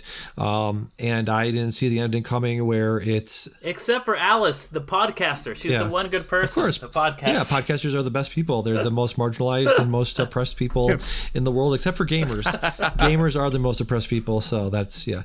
But no, what's his name? Pete Davidson dies at the beginning. He looks like he fucks. He does look like he fucks. He dies at the beginning, and that sort of sets off the domino effect of the rest of the movie, where everyone's trying to figure out who killed him and how and why and all this kind of stuff. And it ends up they end up the next morning watching a video that he took of himself killing himself by accident. He's swinging this giant sword around, and he accidentally cuts his own throat and dies. It's just like, yeah. Yeah, it's a very, very interesting and nuanced way of saying, like, you know, we all think everyone's thinking about us all the time when they're really not. They're only thinking about themselves. So, great movie. Yeah. Mm-hmm. On that one, to go on about the way you mentioned they were behaving as if they were, you know, Gen Z. Well, they are Gen as Z. A nurse. They're not acting like they are. They are Gen Z, but that's not why they're acting the way they are. They're acting the way they are because they're cokeheads. Okay. And again, as a nurse exclusive. that's worked on, fair, sure, but I've seen plenty of people who are beyond Gen Z who were behaving exactly the same way they do. Right. As a nurse that's worked on a detox unit, where cokeheads come to pretend they want to get better. You know, yeah, that's exactly how these kids would behave. Right. Honestly, as knowing something like my brother's friend group who are all fucking cokeheads, you're absolutely right. Also, it was super realistic, actually, the way they Yeah. were behaving. It seemed exaggerated and bizarre, but it was actually quite realistic. And it's not just the cokeheads thing, right? It's because my ex was a somebody a little bit older than that, but like she was a Gen Z, like an older Gen Z from Florida, where they would have these hurricane parties. Like, that's a real thing, and the way she described it to me is exactly how this movie, like, I'm like, yeah, it sounds like the murders might start happening if there was a misunderstanding based on your toxic ass friends like in this fucking hurricane party. Like, this sounds legit. Right. Yeah, I just it was a realistic and I feel like true to life portrayal of Gen Z in the way they were talking, the language they used, the way they were sort of trying to be inoffensive with their language, but also just at a certain point just not giving a shit. That was a very accurate portrayal of Gen Z in my mind. Yeah, I mean, but it was certain point was their sobriety. Yeah. Again, it's not mutually exclusive. It can be more than one things at once. Holy shit! Please get this through your And it head. can also be an advertisement for cleavage, like your friend said, right? Yeah, sure, okay. Sorry, I just had to throw some shots at a fucking Nepo baby who sucks. Sure. But Yes. the real ones will know what I'm talking about. Yes. Dion, if are you listening, or you want? Do I have to knock on the? Okay, all right. So yeah, we're moving on from that, so you can talk about Nope if you want to, because again, I keep saying, did we all watch this? But I believe we all watched Nope, correct? Is this? You watched Nope? Oh, we completed the Connect 4. Did we never? This is the first one we all watched, right? I believe so. Andy, did you watch this? Hey, You did. Watched it. Saw all it. right, saw it. Watched it. Fucking A, dude. We we did it, guys. We did it, boys. End the podcast. We're good. I think this is one of the highest rated movies on either on Letterboxd and just all around. I see this on many lists for the end of the year. People put it in their top 5 if they didn't put it at number 1. This is number 3 on my list for movies of the year. Where else did you all put it at? 4. Okay. Number 4. Andy? Yeah, for me. Yeah. Go ahead, Andy. I honestly, sorry. Yeah, I honestly forgot about it until I finished my list and then realized I didn't have it in there. So I don't. It's an honorable mention for me at the moment, just because I forgot about it. That's fine. This is a movie where, like a lot of the movies that came out this year, where another year it would probably be number 1 or 2. Right. For me, it was number 7 on my movie list. That's just because it's just such a stacked year for films. Yeah. But yeah, this is a really, really incredible film, and it's another film about films, like we've talked about, so many films are. Yeah. But yeah, really smart. I think it was this is probably the most commercial and accessible Jordan Peele movie for sure. Yeah, I would agree with that. I feel like it's a movie that I came out of it being like, I don't know how I feel about that. It's very, very complicated and it sort of drags at the beginning there until it sort of kicks up in the middle of the second half there. But then you definitely start thinking about all the images and the symbolism of those images. It wasn't until like a few weeks ago that I looked up an article or heard somebody talking about what the shoe meant. What was the shoe supposed to represent? Where it's standing upright during the monkey attack, and you have that phrase, waiting for the other shoe to drop. It's like, oh, okay, that's right there. That's what that means, apparently. I don't know if Jordan Peele said that explicitly, but I feel like that's a pretty accurate theory about why he did that. And it is a movie about spectacle and how the monkey attack, you could draw up comparisons of putting people onto film and exploiting them for their labor and things like that. So I thought that was a pretty smart thing there. I realized, some people, maybe Dion, I think he said, wasn't sure what the point of that was, and I think it's pretty clear that it was about exploitation of people's bodies and how you sort of just use them as entertainment and as just something to put on film, and how we capture things and how we capture even what was I watching? Like, we were talking about the moon landing, and we're talking about how you watch that and you sort of walk away and you're bored with that. Then 9/11 happened, and we were in school and that was happening, and we were like, eventually, at a certain point, we're like, all right, well, what's on the other channel? we so easily watch either extremely positive spectacles, like the moon landing, and very negative, like 9/11 and like school shootings. So I think it has all that stuff in there about how we want to capture things to watch it later, and I think we watch like devastating events and atrocities through a lens. So we have that sort of we have that layer of removal. So we're not actually we can sort of trick ourselves into thinking we're not experiencing that thing along with everybody else. So I thought it was really smart in that way. See, the way I took that is, and it's not exclusive from what you were saying, but it's a way we process trauma, you know, and the way that Stephen Ewan's character really, that's such a traumatic event in his life. And he's probably about the same age that I was when I went through 9/11, and it's just like this event that comes to define you, and millennials especially have had all these like horrible things that we've grown up with, things that like no other generation has had to deal with, that we were just like, oh, when we were 11 we watched like fucking thousands of people die on live TV, and then we went through like a horrible recession like 3 times in our lives, and as we were graduating college, and we haven't been able to buy homes, and all this stuff, and it's just all the trauma that has built up, especially for this generation, which is, you know, Jordan Peele is of kind of the upper echelon of this generation, and just kind of dealing with this trauma and how it defines us, and how he kind of uses this trauma as a piece of his personality, and he kind of like builds on that, and like he kind of like, he doesn't really know how to process it, and he's almost like happy about the trauma, and he kind of like literally puts it in these cases and like looks back at the trauma like, and it's in a museum, that he's like, oh yes, here's this horrible thing that happened to me that kind of also made me famous, and I have got to think about. And that's kind of the way a lot of us deal with this thing that we don't understand, and it ends up being, ultimately, he thinks that when this other new trauma is happening, that he's kind of special, that he was chosen because this horrible thing happened to him, and he got out of it in such a way that he's like, oh well, I'm important, I'm special, and then he's not. Like, he completely misreads the situation that happens to him with the UFOs.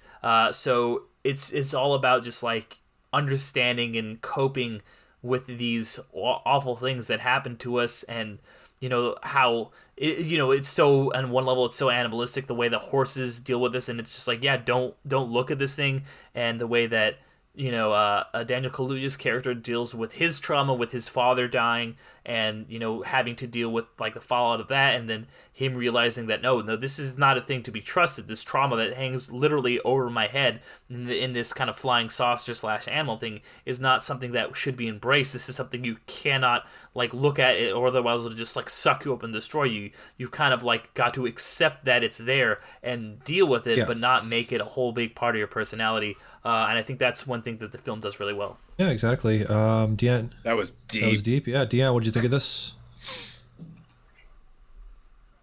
I thought the monster pissed the shit on it. Well, was it shitting, or was it just like regurgitating its stuff that it didn't need to process? It was puking. It was barfing. Right? That was such a great, fucking barfing. Great horror scene where the monster just barfs everything up. It's like, bah. Yeah, no, that the cinematography for that one, where they had the house and it was over top of the house, and it was just like the blood coming down. That was yeah, wild. and the cinematography, the way they shoot Day for Night in this is incredible. Yes. Like, I've never seen, like, usually when you see like Day for Night stuff, it's like, oh, it's just blue. It's just like it's day, but it looks blue. Right. This, I believed it was night. I could not believe it when I found out, like, oh no, they were shooting this in the daytime. Yeah. But they made, like, that is incredible. Like, that is some Coen Brothers level shit. Like, so fucking good. Props. Yeah, the people from Game of Thrones could learn a thing or two about how to shoot Day for Night. Yep. All right, let's see. Got him. Moving on, I think we all saw X and Pearl. Or Andy, you definitely saw X. I'm not sure if you saw Pearl. I did see both of them. Yeah. I did not. No? I missed out on my girl. My girl. Mia Goth. Jenny Ortega in this one. Yeah. And Mia Goth. Yep. You didn't watch either. I didn't watch either. So what was you? And me and you, Deej. Yeah. Andy, which one did you like better? Because I feel like the consensus is that Pearl is a little bit better than X. Yeah, I think I would generally agree. I didn't particularly like either of them, to be honest. Like, okay. They were weird movies. Okay. They were weird. Can you expand on that or no? That's my take. Okay, well, all right. Moving on. Go on. I'm curious to hear y'all's. Well, I was the only one. Was it just yeah, you? Just me that watched it. You know, it's one of those things where I think it hits you and it means something to you if you've watched other stuff that's in that genre. You know, so movies from that era, from the 70s, like the X takes place in the 70s. It's about people filming porn and getting murdered while filming porn. So I think we talked about this when we were doing the half year best of show. You know, Ty West is somebody that's definitely a student of film, a student of horror, and definitely was trying to draw parallels between the porn industry and the horror movie industry, where they're both sort of marginalized genres, more so 50 years ago, but still to a certain extent today. So I thought that was a very interesting way of presenting that stuff. And Pearl was just credible. One of the, master class in acting from Goth throughout the entire movie, just especially the end there. Had a great, like I think I mentioned this when I was talking about Pearl when I watched it. It's A24 is known for movies that include somebody on fire, somebody doing a monologue, somebody screaming at the camera, and it's a great version of that. So yeah, I liked them both pretty well. Yep. Okay. Great. Let's try and move a little bit quicker. I don't know if you guys have any strong feelings about Barbarian from this year. First half was good. Yeah, I got a strong feeling about Barbarian, and my kid saw the commercial on TV and he was scared to go in our basement. Well, he should be scared to go in the basement. That's a rite of passage. Yeah. Oh my God. This one, kid started sobbing. I've got this one all the way up at number 2. Oh shit! Tell me why. Yeah. So the plot is super unique, and it feels like it shouldn't have been at this point. You know, in 2022, we have, we've had Airbnbs and these short-term rentals for a decade at this point. Why has it taken so long to get into our films? But this is really the first time I've seen a film where they, explicitly draw on the horrors that could become of, staying at an Airbnb or something like it. But well, you want to know why that is? Because the rates are going up and people are fighting back. So they put out a horror movie so everybody stops using them. It's propaganda. Yeah. Yeah, propaganda. Yep. But yeah. So it's a movie that I went into having absolutely no idea what to expect. I didn't watch the trailers or anything, and I actually watched the trailer last night for it, just in preparation of all this, and the trailer gave absolutely nothing away. So if you did see the trailer and then watch this movie, you still had no idea what you were getting into. But the first half of the movie, I think Derek just mentioned you liked the first half, but not the second half. I didn't dislike the first half or the second half. The second half was fine, but like the first half, I was just like, "What is happening?" Like it really.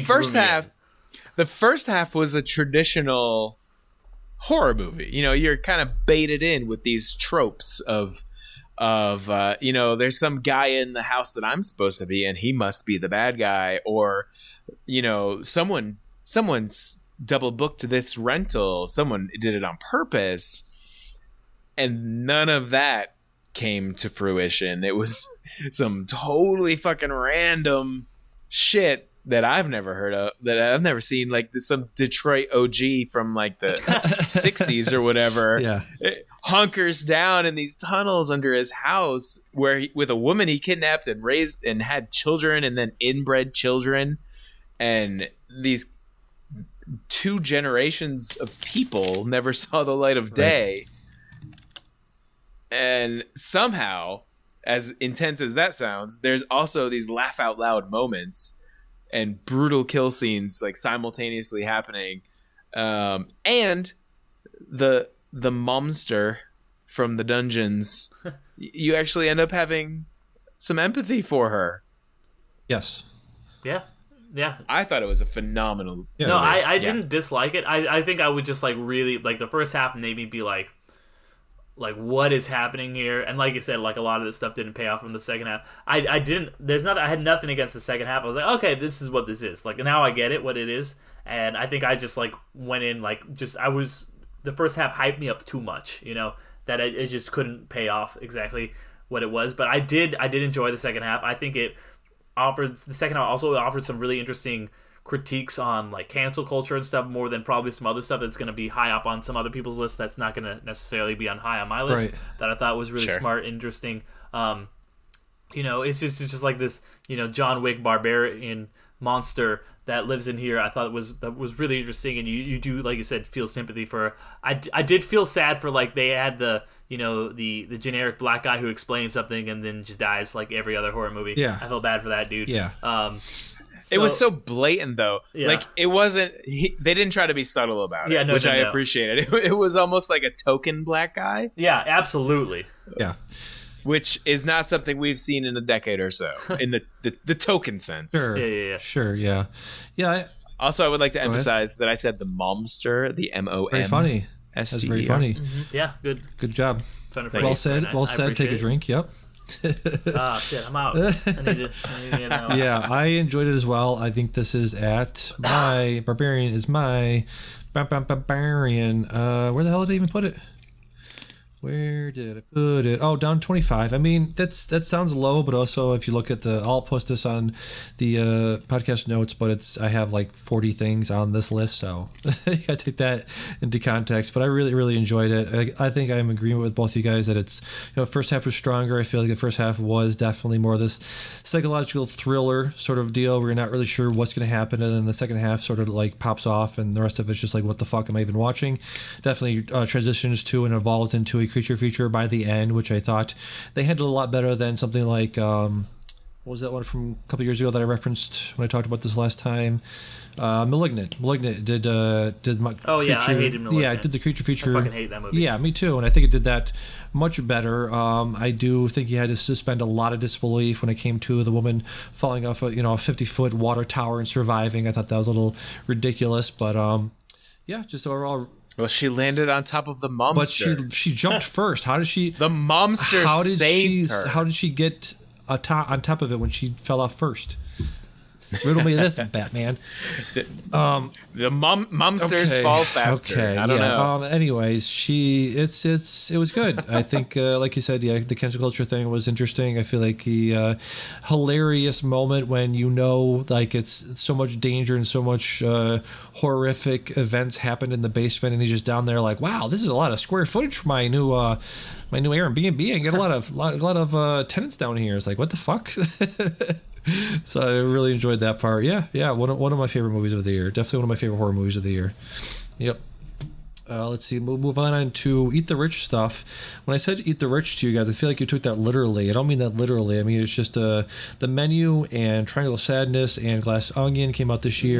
By the way, nobody eats the rich in the Menu. Like, people think that because there's rich people and it's about killing rich people in a restaurant. Nobody eats anybody. It's not bones and all. That was 100% my first thought. Yeah. Yeah, no, it's just a turn of phrase. So let's start off with the Menu. I watched this the other day for the first time because it just came out. It dropped on HBO Max earlier this year, a couple days ago. Good Anya Taylor-Joy in this. You got Nicholas Hoult.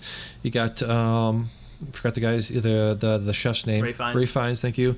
Yes, chef. Yes, chef, exactly. Yeah, this was fine. It was shot fine, felt kind of flat, but yeah, very, very funny. Very interesting commentary on the rich and so that sort of class of people. Ray Fiennes, cooks for all these people over and over again, and he's finally fed up with it because these same pieces of shit keeps coming to the restaurant, never compliments the food or knows anything about the food, so he sort of other things transpire to make him that way, but eventually does turn the tables on them. Very interesting movie. Did you see this, Derek? Oh yeah, this was honestly, it was on the top 5 for me. This is one of my favorite films of the year. I thought it was brilliant. Just really great thriller. Really great performances all around. They eat the rich stuff, metaphorically, like we said, is really amazing in this. But it's also just such a brilliant film about what it's like to be a creator and an artist and to be beholden to all of these people, and that you can't really be an artist because you have to, and you can't, if you do make a living off it, you have to sell off pieces of your soul and you lose what originally drew you to that, and the kind of us versus them of like, here's the people who have all of the power, and in the same way that Glass Onion was like, and they have all of the say, and here's us, and the whole thing about Anya Taylor-Joy, and it's like, is she one of us or is she one of them? That kind of goes throughout the movie is so interesting. And when you find out who that character really is and what she really means and her relationship to Nicholas Hoult, what that actually is so phenomenal and interesting. It's also just really fucking darkly hilarious. Really well shot. I think it's just a great fucking, like, I have a soft spot for thrillers. Thrillers are absolutely one of my favorite genres, and this is up there. There were some great thrillers this year. Like I said, I lament the death of the mid-budget movie. The movies made for between like $20 to $100 million have been really disappearing, especially at the theater. And to see one done this well, and to see one that it actually is very well critically received. These A24 just great mid-budget movies are things that I'm always going to appreciate. And this, for me, it was probably honestly a top 3 movie for me. I really love the menu. Like, this is right up there. This is right jockeying with the Batman in my top movies of the year. There's probably a couple that are in front of it. Yeah. But it's right in that top spot. One of those top spots. Nice, very cool. Glad to hear it. Andy, when you were looking through the list of trailers that I posted on that list there, did you come across Triangle of Sadness? I did not. Oh. I mean, it caught my eye multiple times, but I didn't watch the trailer because I didn't see the movie, right. And it was a little bit late to be. Right, yeah, sure. So, The Triangle of Sadness, very interesting movie, directed by Roland Oslund, something like that. And, I think it's a Danish guy. Directed was it the triangle? Not the triangle. The square from a couple of years ago. Very interesting director. He just did a lot of shape movies, I guess. Yes, he did Force Majeure from a few years ago about a man whose family's out at a ski resort, and they did like a controlled avalanche, and he thought it was a real avalanche, so he leaves his family behind, and it's this whole like drama about masculinity and him sort of abandoning his family. It was a very, very good movie. This is insane. I think everybody here has to watch this at some point. It gets absolutely ridiculous because again it's another Eat the Rich, but it's more like a deep criticism of the rich and the elite class in this world. Everyone gets on this giant yacht for this super hoity-toity, super highfalutin dinner, dressed in all their nice clothes, and for this bunch of circumstances happen that make it so they have to have their fancy dinner at during when the storm's going to be happening around the boat. And also they were like, we want everybody, the rich fucks were like, we want this entire crew to go and go sliding down this thing with us. We're going to have everybody out there in the pool and have everybody have a great time. And they're like, well, actually, we have this really important meal plan for you because it's seafood, so we have to cook it at a certain temperature. And if we don't get it out to you right away, it's going to go bad. And they're like, fuck it, I don't care. Come on, blah, blah, blah, blah, blah. So, of course, they start serving the food and everybody gets sick. And they start the entire dinner hall is like moving back and forth because there's a giant storm outside and they're all puking and shitting everywhere. It's fucking hilarious. You guys have to see this fucking movie. It's incredible. So that's another one of those fuck the rich movies. Maybe fuck the rich is a better term for you guys to make sense of. And I believe, did we all watch Glass Onion when it came out? Yes. Indeed. Sure did. All right. Sure did. 4 for 4. Yeah, I feel like I liked the first one better. What did y'all think? Sure. I agree. I like the first first one's one better, as well. but this one's also rock solid. Sure, like yeah. this is they're both. I rated them both 4.5 stars on Letterboxd. Like the first one's better, but like this one's also really, really good and incredibly prescient. Like it's like, oh wow, this happened to come out when Elon Musk is just imploding. Yes, and it was perfectly timed. Yes. Yeah, I think the first one was better only because it was original at the time, and this is a obviously a sequel or follow up, and it's no longer completely unique because we've seen. Well, murder mystery Knives thing isn't Out unique already. yet either, so Yeah, but he's doing it well. Like honestly, did you watch the Murder on the Nile? Because honestly, I think murder mysteries are a tough thing to do. Yeah. Especially when you have people like you and me who know the tropes of film so well, and you can call things. And there's definitely things in this movie that I was like, okay, I know that Ed Norton is gonna he's gonna be the one who's gonna be the killer. Because he and the David, like, because I've seen movies. I've seen a lot of movies. I know the tropes, but I didn't know how or why, and the way Rian Johnson is able to do those things where it's like, okay, the how and the why is all so interesting that even if you are able to figure out a trope of a movie and understand what is probably going to be the end, you understand the A, you understand the W, but getting between those letters is so interesting, in the way he does that flashback and to have the Janelle Monáe, like all that whole backstory, and you really get invested in her character, and then just kind of the ending where Benoit Blanc is kind of this flat character, and he's the same way in Knives Out as he is in Glass Onion, where he's just kind of like the person who is kind of there to be just kind of the person who is the sounding board, and then you have the real character growth be as this woman of color in both films, be this person who is kind of experiencing this and growing. You had Ana de Armas in the first one, and you had Janelle Monáe in the second one be the character who grows, and that's a really cool thing for the detective story to do, and that's how you have a character come back in stories and have them not get stale, where they don't have to keep going through the same character arc over and over again. It's like, oh no, here's the main character, but they're not the one going through the arc, they're not the one going through the growth. And that's not to say that like he doesn't have any interesting moments or change at all, but he is, despite being the main character, not the point of view character that we are most invested in, that we are relating to the most, that we are seeing growing the most. Exactly.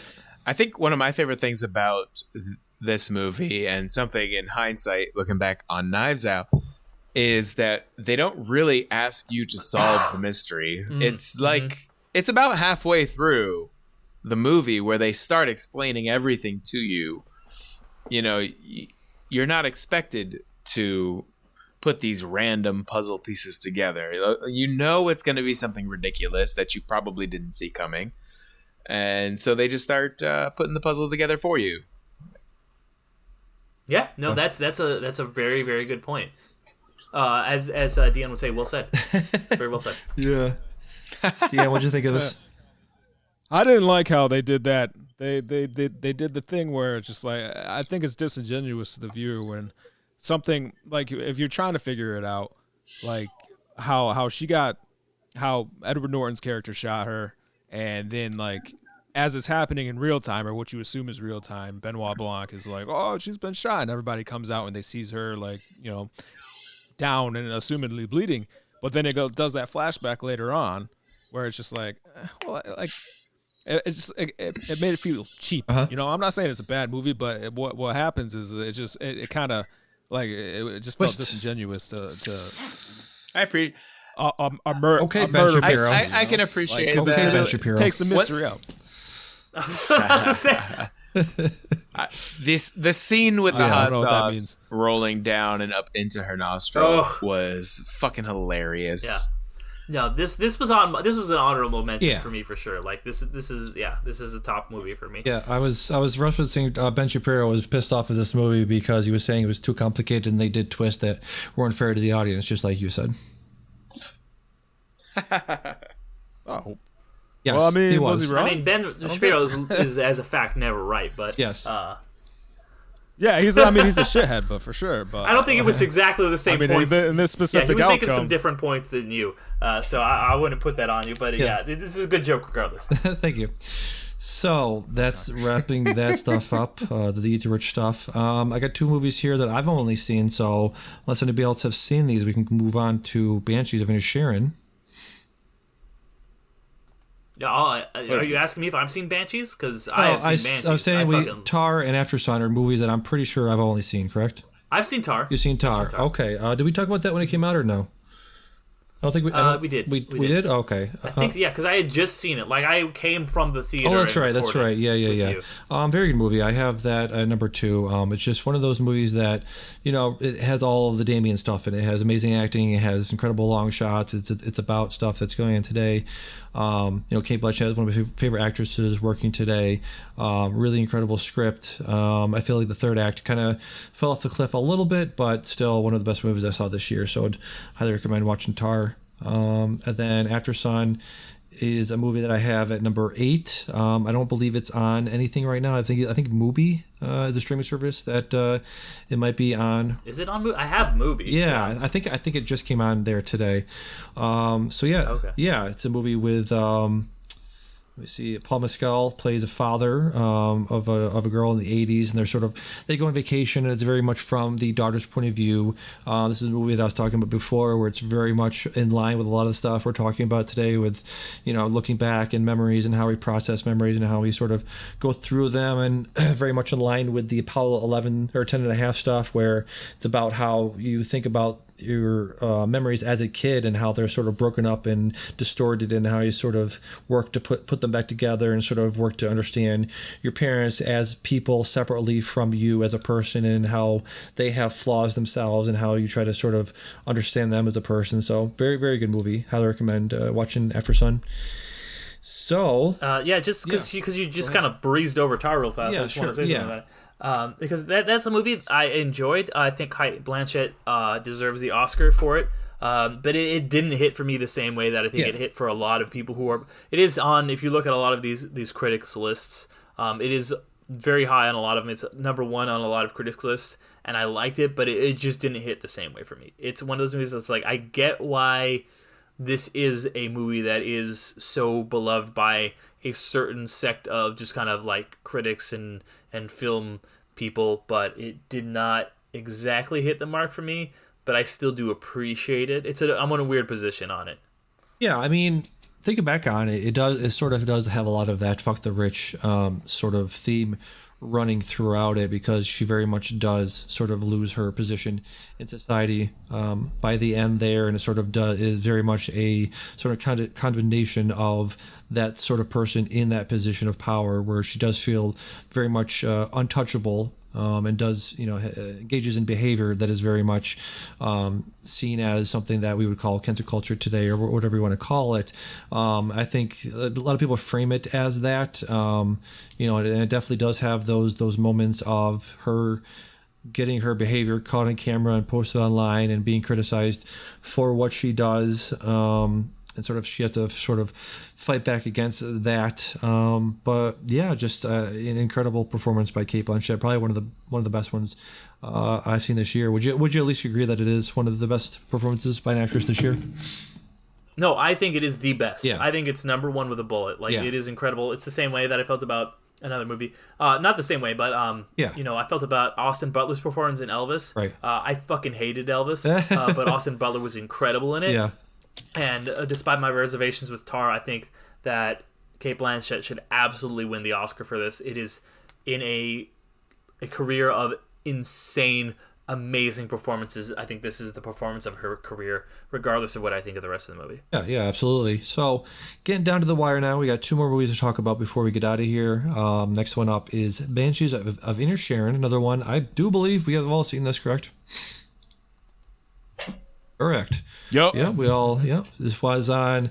That's an interesting thing again, and somebody was mentioning this the other day, which I forgot to mention. Which, if you look at the list of stuff we talked about today, so much of it is streaming, at least on HBO Max or Netflix. Which is, what do you think about that? Is that a good thing that all this stuff is coming to streamers this quickly, so we can at least talk about it now? Yes. Yeah. Objectively, yes. Okay. Yeah. Objectively, yes. Like, people being able to watch movies is a good thing. Yeah. It's like being like, oh well, I know we talked about like, well, it is such a great thing to have it theaters that you can go and watch the thing, and that is honestly really great. But like, people can't watch it for economic reasons, or because they, like you guys do have kids and they can't get out to the theater, or a million other reasons. It's really good that it's like, oh yeah, you can watch this on a streaming service. That is so good, and the fact that people are able to watch great cinema like this without having to, break an arm and a leg, is so good. And I think that that's what I think we're going to be building towards in cinema a lot, is that cinema is changing.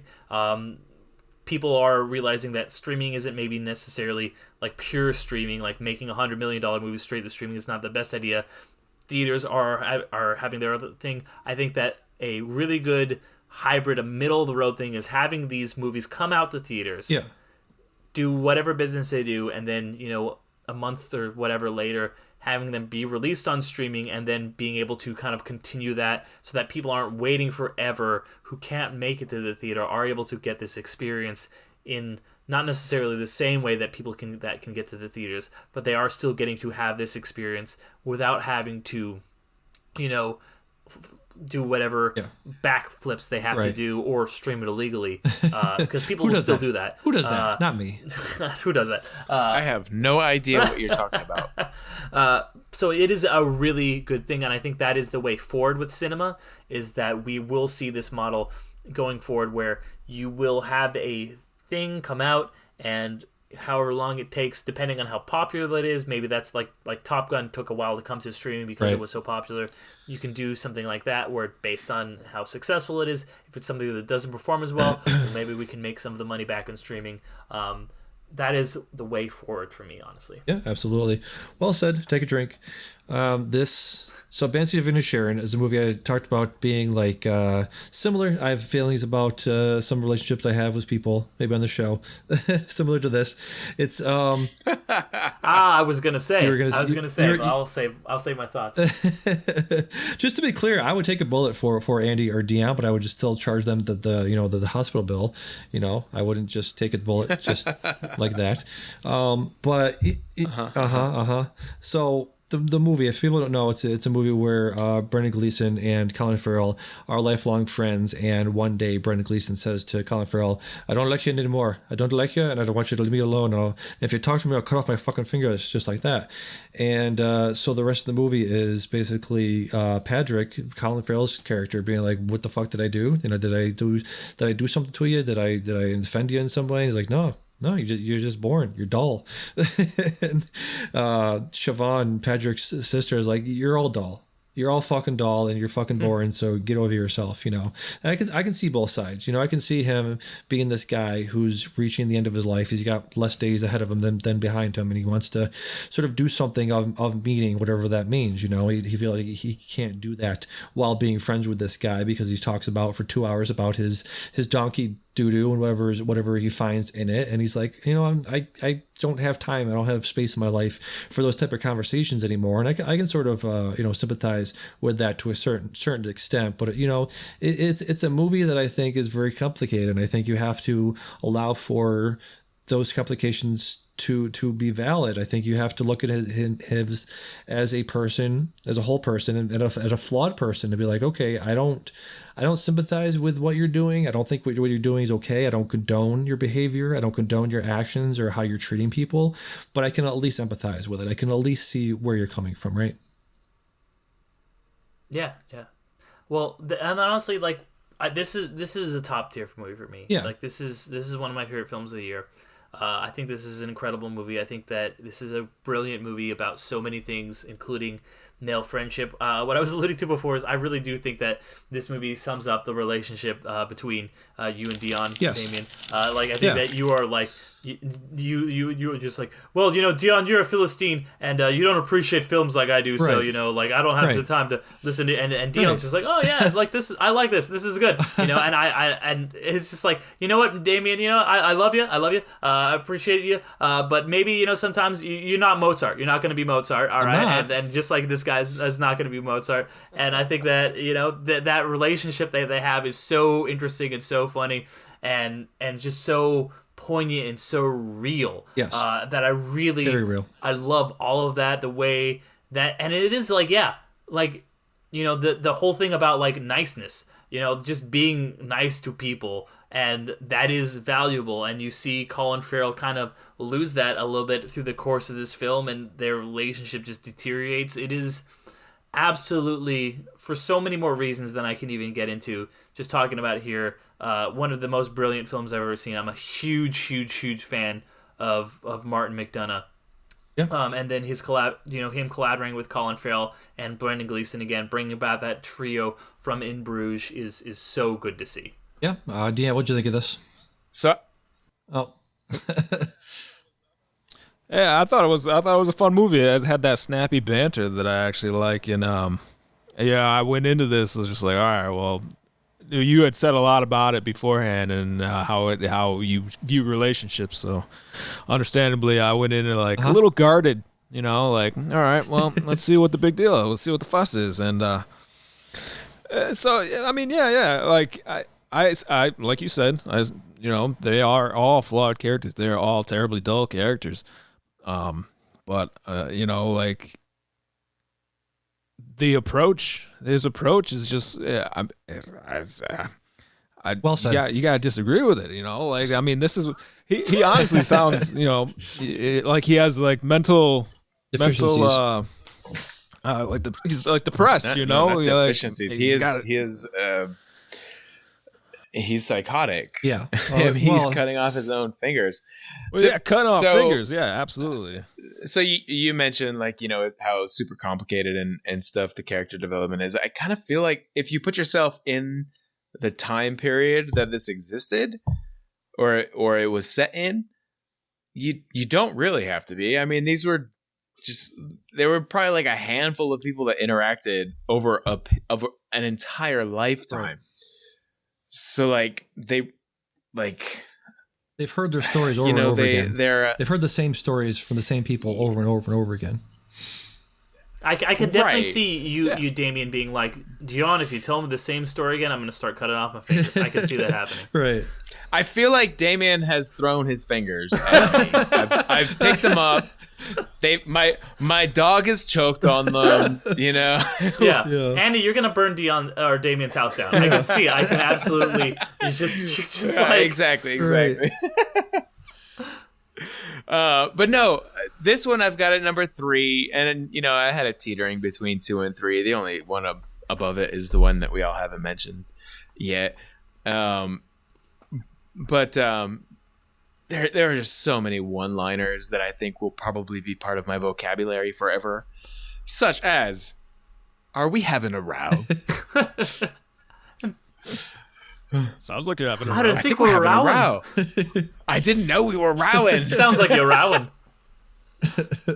But yeah, it was a great fucking movie. Like Dion said, the dialogue was just really snappy and witty. Did not anticipate the 2 particular deaths that did occur. Yeah, those were not the 2 that I was thinking were going to happen. And our dude's sister, Babe. Yes. Okay. Yeah, I mean, I'll fully be. Like, if I'm calling you guys the other characters, I'll take on Barry Keoghan being this weird little creepo who thinks that Carrie Condon is super hot. I'll take that on. I mean, creepy, but also he's very, you know, if you feel for him when he was talking to her and asking her out, and he's that look that he has in his face, he's like, all right, okay. Oof. Yeah, talking about one-liners, like, there goes that dream. There goes that Holy dream. Shit. Oof. That is what I will remember right there. That was awesome. Yep. Yeah, I mean, you wonder, like, was he slow, or it was like with a combination of, like, his dad just kept kicking the shit out of him. It was a sad character, unfortunately, and he was very obviously the character that pissed off everybody the most. Like, maybe not Calm, because for him it was Pod, but yeah, everybody else was just like, he was that guy that's around, and it's just like, you wish he kind of wasn't around, but you know that when he's not around, it's going to be like this. Imagine like what that town is like now that he's not running around, you know? Like, it's got to be even more dull than it was before. Yeah. But we were talking, and you said that I told you that I thought this was a happy ending, and you were very confused onto how I could thought it was a happy ending.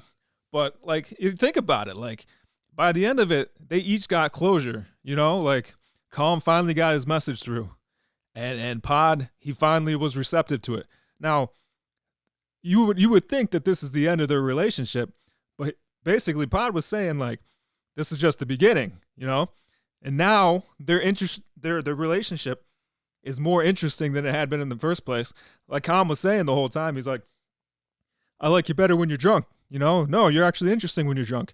And people were telling him, like, maybe you need to, like, you know, fight back or something. And he's like, oh, do you think that would help? It's like, well, you know, he likes you when you're drunk, so why don't you, like, and then he storms his house and was like, hey, I'm going to sit here until you tell me what's up. And then he starts cutting off fingers. But yeah, the point is basically they both got closure. And even though, like, maybe they hate each other at this point. which I'm not convinced that either, because when Pod was walking away, he had this like wry little smile, like, and then like the dog was up between them. It's like, thanks for taking care of my dog. He's like, oh yeah, anytime. You know, like, I don't know. I don't think it's the end for them. You know, I think this is the next step in the relation. That's why I think it's a happy ending for everyone except for that kid. Yeah, he got the shit end of the stick. It all could have been avoided though by Colm just saying like, "Hey, let's take a break for a few weeks." You know? Yeah, but then I've never understood that argument of like, let me take the conflict out of this film and make it less dramatic of a film. Let's do that. You gotta have a movie. Sure. For the sake of filmmaking, Colm had mental health issues. Yes. Yeah, it's the same thing, Damian. Like we were saying earlier, why did Obi-Wan leave Darth Vader? You know? Sure. A couple things. Yeah. But see, like this podcast is just like this, you know, the relationship. That's what I was saying, right? Yeah. And we're exactly what I was saying. Fine, you can call me Calm as long as that. But you know, it's just like you want to call me Calm. You want to bring out more of a conversation from us, and then and at the same time, it's like sometimes this is the best we got. But on the outside, like our viewers or listeners, which I don't know how many there are, but they're probably just thinking it's like you're all fucking dumb. Sure. Yeah. So you know, it's a fine comparison. Get off I get the it. fucking island, the fucking island. Yeah. You've got to I know Andy doesn't like when people recite quotes on podcasts, but I'm going to anyways. Right here, Walter Shaw, one of my favorite. Oh no. No what? Oh, I don't dislike that. I just can't do it myself. You can't read, yeah? Okay, that's fine. One of my I cannot read. One of my favorite film critics, Walter Shaw, had a great line. I wrote it in my blog, but if people don't read that, you can hear it here. He says, quote, "That's the thing about Banshees of Inisherin. It describes life as a game where the only rule is kindness. The price for failing to be kind is you make kind people brutal and mean people right. There are a few versions of yourself in the collateral, of course, from when you were Dominic, who thought people were better than they could be, or when you're Patrick, doing your best to be a good person until it's beaten out of you by the accident of surviving long enough." So that was pretty great. Yes. Yeah, that sounds, Yes, very much so. That makes sense to me. Well said. It's well said. Well said to him, yes. Well said to Walter Shaw, yeah. All right, let's get to the big one. Number one film, I believe it's on number one of all our lists, correct? Everything, Everywhere, All at Once. Huh? What? Sure, I'll say that. Yeah, for this one, I'll say that. It was I was wavering between a couple for my top one, but let's just say for argument's sake, this is my number one. Okay. Is there anything? Well, before we get to it, is there anything in your guys' top five that we haven't mentioned yet? Yes. Yeah. Yes. Well, do you want to bring it up or no? Hold on. You can if you want. Let me see here. So, I guess I will mention. We talked about RRR. Yes. Right, that was around the number 5. I've got a Prey kind of sitting right in that area too. Mm-hmm. This was one, again, I didn't really anticipate liking so much when I watched it. I just watched it because everybody was kind of talking about it at the time, and I never actually saw any of the Predator movies. Oh wow! I know, right? That's surprising to me too. But I really, really enjoyed it. The action sequences were awesome. The end kill scene was sick. And as a father of a young girl, I am a sucker for strong female leads. And I'm always a sucker for like the social justice warrior undertones where, you know, they were putting it to the white man. Yes. Yeah, so I really enjoyed French people. You can't trust them. Fuck them.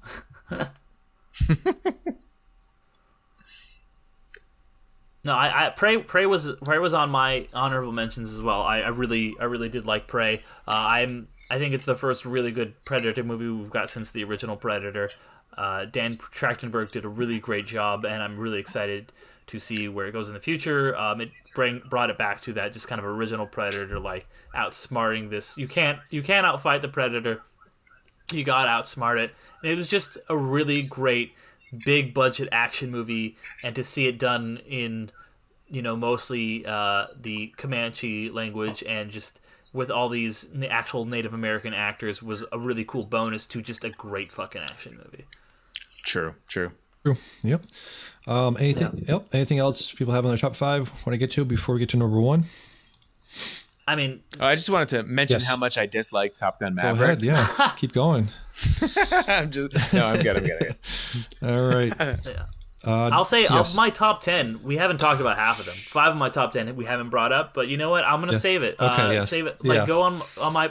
I'm gonna be doing my in-depth, actual numbered, ranked top 10 on my Patreon. So give me some money and you'll hear my actual whole thing. But we can move on. Yeah, that's just my pitch. My little a buck a month. That's all. Buck a month. That's nothing. Come on, Right. you guys can get that. A buck a month. Right, a buck a month. Mine is free. I'm pro the proletariat. I'm pro the common man.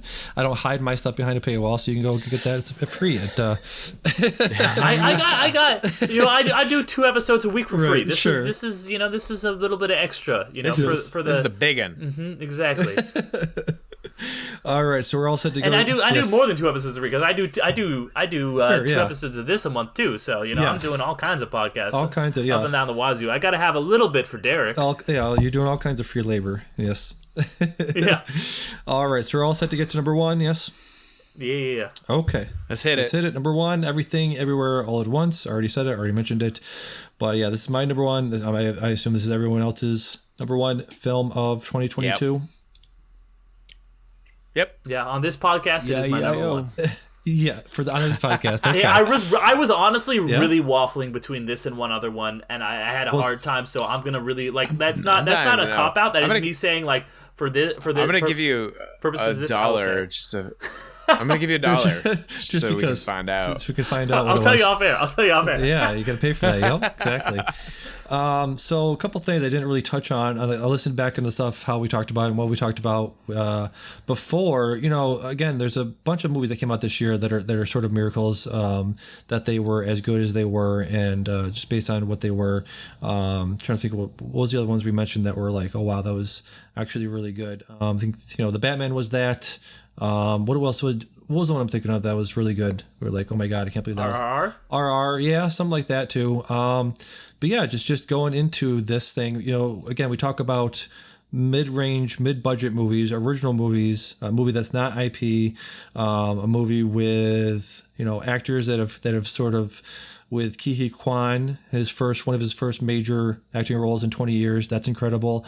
But also one of the things we haven't really mentioned before that I saw an interview with Michelle Yeoh. She gave an interview with GQ where she mentioned, it's just great that she felt very appreciative that she was finally offered a role and allowed to sort of stretch her acting chops and her acting muscles in different ways that she's done before. She's always been this sort of like, beautiful but deadly, assassin or martial artist or things like that.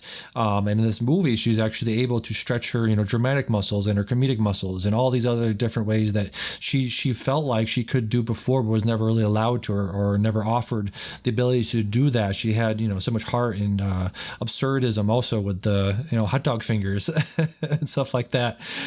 This is also a movie about generational trauma and how you break that cycle, about when Evelyn says to her father, I'm no longer willing to do to my daughter what you did to me. How did you let me go so easily? It's okay if you can't be proud of me because I finally am. So it's very much that too, about like, the expectations of your parents that are put on you. You think about this movie and it's very much about Evelyn's expectations of Joy and how Joy sort of breaks out of that, but it's also Evelyn's, Evelyn's father's expectations of her and what her life should be, because there's moments where she thought back to, calling her father and talking about, leaving China or Hong Kong and going to America to start a laundromat, her father not being proud of her and him not wanting her to do that. So it's very much about that. And it's just a movie that if you are somebody like me and Derek and who are, deeply involved and recognize things that are from the history of movies and history of martial arts movies and the history of Wong Kar-wai movies, that stuff very much means something to you on a deeper level. So there's so much going on in this movie that is a miracle, and it's just a miracle that it all came together from basically 25 people made this over the course of I think 6 weeks for $15-20 million. It's just a goddamn miracle. It's a very special movie, and I'm glad I saw it. So yeah. Yeah. Amen. Yes. The only thing I can really add to that is, if this movie doesn't sweep, it's just purely because of like recency bias, because it came out so early in 2022. Like we're so used to seeing these movies come out and sweep that came out in December. Like I can't think of what came out in December, but dog shit like Top Gun is gonna end up sweeping. I don't think so. And we all know, anybody that fucking actually sat down and watched movies this year knows that Everything Everywhere is the unanimous vote for anybody that gives a shit. Yeah, exactly. Yep. Dion, anything to add? I mean, I just thought that this movie was absurd. I thought it was kind of a nice message underneath everything. Just the relationship families have. They don't always make sense to everybody. They're clumsy. They're messy.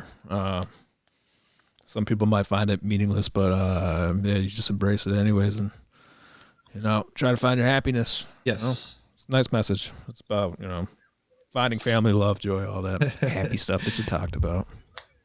It's just absurd too. We can't even stress enough how absurd that was. So hot dog fingers. Dog fingers, yeah, hot dog fingers with hot mustard, yeah, with mustard all over your face. I watched this the other day. I watched the Blu-ray of it, and they have the outtakes, and they're showing them just shoving their hot dogs fingers in their mouths and just fucking getting mustard and ketchup everywhere. It's incredible. So go ahead. Yeah, like for me, like the title is so apt for this movie because it really is all encompassing when it comes to movies. It is everything everywhere all at once. Anyone can relate to this movie. There's so much about this movie. You can watch it through so many different lenses, even if you don't relate to anything in the characters' lives. It is incredibly universal. It's such a maximalist film that it encompasses so many different things. And what I really love about this movie is that if you are a film snob like me and Damian, and you're like, oh well, this is so good, blah blah blah, and it like a lot of films that are awards contenders, films like Tar and After Sun and even Banshees of Inisherin can feel very off-putting to people who are not like, oh well, I'm gonna go see this prestige film. A lot of people want to go see Avatar or Top Gun, which is absolutely fine. This is great. Like, I love that those movies are doing well. Things like RRR.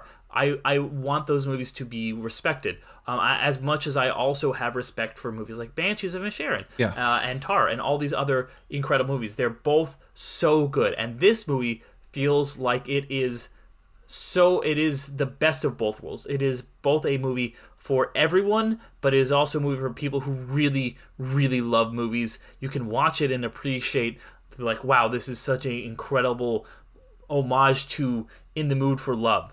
Someone like me might get that, but also you might just be like, yeah, this is just a good fucking movie. This is just a good movie with, like, good sci-fi, incredibly done, painstaking special effects. Yes. And at the end of the day, it is a human movie. It is a movie where you can watch these people and relate to them so deeply. The human connections. That's what it is all about. It's an anti-nihilism movie. It's a movie about, even though the world and the universe and everything is so vast and we are truly insignificant.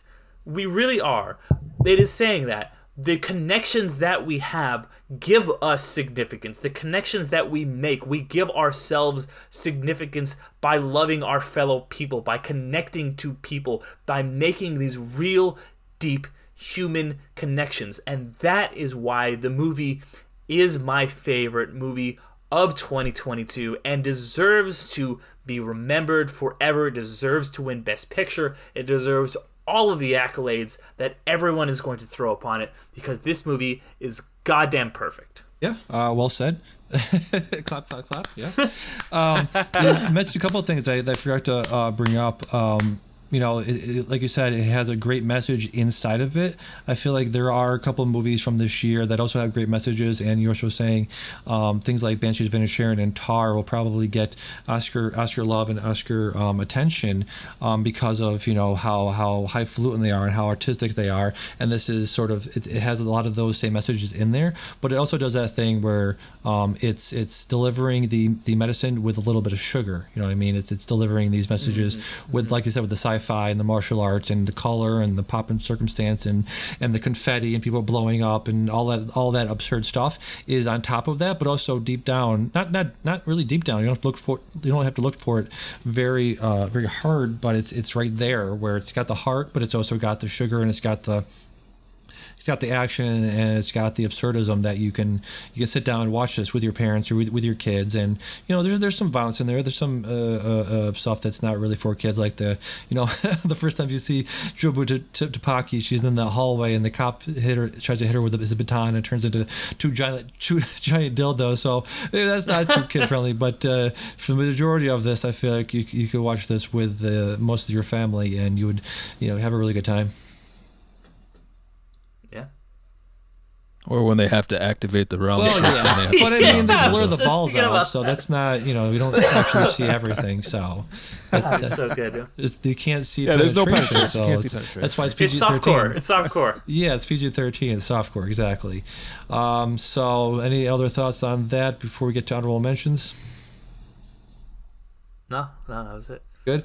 So yeah, just a few things to mention very, very, very quickly. Decision to Leave, the Park Chan-wook movie from this year, was very good. That will probably get that I'm putting my foot down right now. I'm probably saying that's going to get international movie at the Oscars. I'm watching that tomorrow. I'm very excited to see it. Yep. That was very good. What else did I watch? Armageddon Time, the James Gray, again, Nostalgia Fest was very good. I loved Pinocchio. Pinocchio on Netflix, fucking incredible. Guillermo del Toro's Pinocchio on there. Not the Zemeckis version? Sorry? Not the Zemeckis version? Not the Zemeckis version, no. No, I loved Pinocchio. Del Toro's Pinocchio, brilliant. Yeah, got to give some love to The Fabelmans, Steven Spielberg's movie from this year. Really, really, really loved that.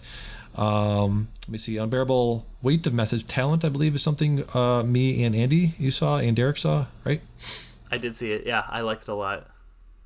Yep. Yeah, that was a really good movie. Very good. Saw it last week. Yes.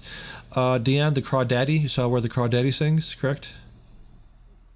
Yeah, not too bad, right? I did see that, yeah. Yeah, it's fine. Yeah, it was fine. It was just felt like a Disney movie except with a lot of sex. Right, exactly. And I believe that does it. Yeah, I'm looking at all the check marks of stuff you guys have seen. Yeah, I believe that will do it. One more thing before we get out of here. Oh yeah, I was going to say Chippendale's on my list. Chippendale's on my long list. The long list, yeah, the very long list. Yep. Let's see. So we did Letterboxd Shuffle every couple weeks now. We get an assignment from our Letterboxd watch list. We hit shuffle on there, and it'll tell us what we have to watch before the next week. And the last thing I watched was The Eyes of Laura Mars. It was very good. It was a very good it's like a what is it called? Can't think of the word, but it was like a giallo movie. It was like an Italian giallo murder fest with a lot of blood, but sort of if it was directed by like an American director, like who's the guy we mentioned, Brian De Palma. If he directed like a giallo movie, it was sort of like that. Very good. And the movie you mentioned watching this earlier, you're gonna read this up last time. You watched Adaptation. Yeah, absolutely brilliant film. It's a movie that I've been wanting to watch for a very long time. Charlie Kaufman, and Spike Jonze directing, so the same team, director, writers team behind being John Malkovich, which is actually heavily referenced in this movie. This movie is very much a movie about the creative process and about screenwriting, and it's a movie about the process of adapting something, because it is on the surface a adaptation of The Orchid Thieves by Susan Orlean, but it's really actually a story about Charlie Kaufman adapting the adaptation of that. It's this really meta, weird, interesting movie where Nick Cage plays Charlie Kaufman and Dennis Kaufman, a fictional twin brother of Charlie Kaufman, who was credited on the screenplay and won an Academy, was nominated for an Academy Award for Best Screenplay, despite the fact that he's not a real person. Just really, if you are a creative at all and someone who struggles with writer's block at all, this is a brilliant film. And if you are a fan of just like Hollywood and screenwriters, then really check this out. And if you like Being John Malkovich at all, this is absolutely a must-watch. I'm so glad I got a chance to watch it. This is, of all the Letterboxd Shuffle stuff we've done, this has been top of the list for me. It's a movie I'm going to definitely try and revisit sometime. Nice, very cool. So I'm going to go to my Letterboxd watch list, and I'm going to hit shuffle, and I'm going to watch whatever pops up first, which is In the Name of the Father.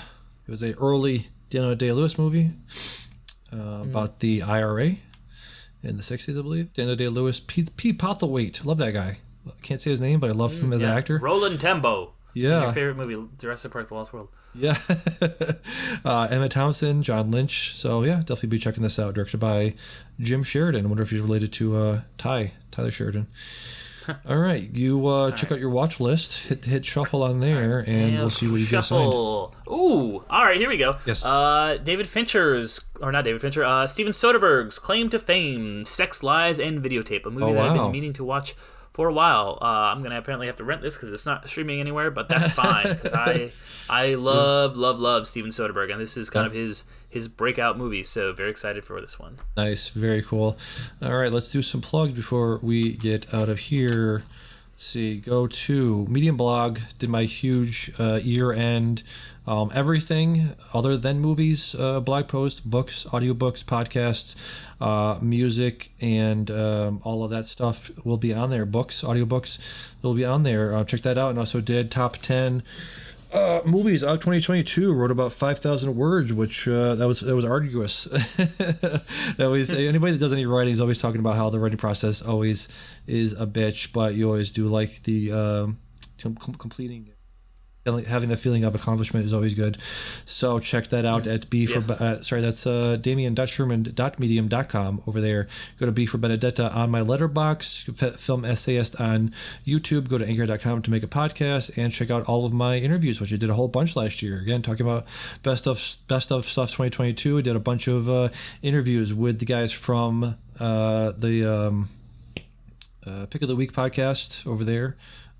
They've been podcasting for like 15, 16 years, so it was great to talk to them about the history of podcasting, talk to a bunch of other people, writers, B.R. Yeager, he wrote Negative Space, talked to a bunch of film critics on there, so definitely check out all the interviews I have on the feed back there from last year. What do you got plug, Derek? Yeah, so my plug is my podcast that I do other than this one, Underrated, which is a film podcast that I do with my friends Alan and Ariel. We call ourselves the Undercast Company, where we talk about a underrated movie every week. This week, we are going to be talking about the same day that this episode is released. We had on Matt from the Matt and Mark Movie Show, another film podcast. It's pretty great. Came on to talk about Bubba Hotep, which is the movie where Elvis has been living in a retirement home for a few decades after faking his own death and switching places with a impersonator, and he goes up against a redneck mummy. It's pretty fucking great. Had a lot of fun talking about that. Definitely check that out. And then, like I had mentioned, I do a few other podcasts, including my Marvel one, stuff like that. But I had mentioned my Patreon, which is Undercast Company, patreon.com/Undercast Company, for as little as $1 a month. We will be Alan and Ariel will be going through our top 10 in a kind of just 10, 9, 8, 7, 6 countdown format. So you'll get to actually hear my ranked top 10, including the ones that were not on this podcast, including my honorable mentions, all that good stuff. You'll get to hear what are my actual picks in each position. So little as $1 a month, you can sign up for the Patreon there. It's cheaper than Damian's OnlyFans, so sign up there. Yeah, you can get my bathwater over at OnlyFans.com. You can be doing that. Yeah, get Damian feed pics at OnlyFans. Yeah. Andy and Dion, got anything to plug other than the fingers I'll be sending you in the mail? Nope. Pickies up the butt already. Just plugging you guys, dude. Thanks for coming on. Appreciate you spending all your time over here. I was going to make a joke about it. I appreciate me doing this. I love Damian's work, all the work that Damian puts into this. Appreciate me very much. Give me a round of applause. Thank you very much. No, I honestly thank you for doing all this. I do. On my other podcasts, I'm the guy who is doing all the recording and editing and all that stuff. So it is very nice when I just to come on here and I just get to stick around and just drink and make jokes about your feet and stuff like that, and just like log off and I'm done. So it's very nice when someone else does that work. So I honestly appreciate that, Damian. So thank you from the bottom of my heart. Oh, thanks, buddy. Appreciate you guys. Yep. All right. So for the best of the year 2022, and Can I Say Something podcast, I've been Damian. I've been Derek. And I am still Andy. And we'll see you next time. Bye-bye. See you guys in 2024. 2024. Woo woo.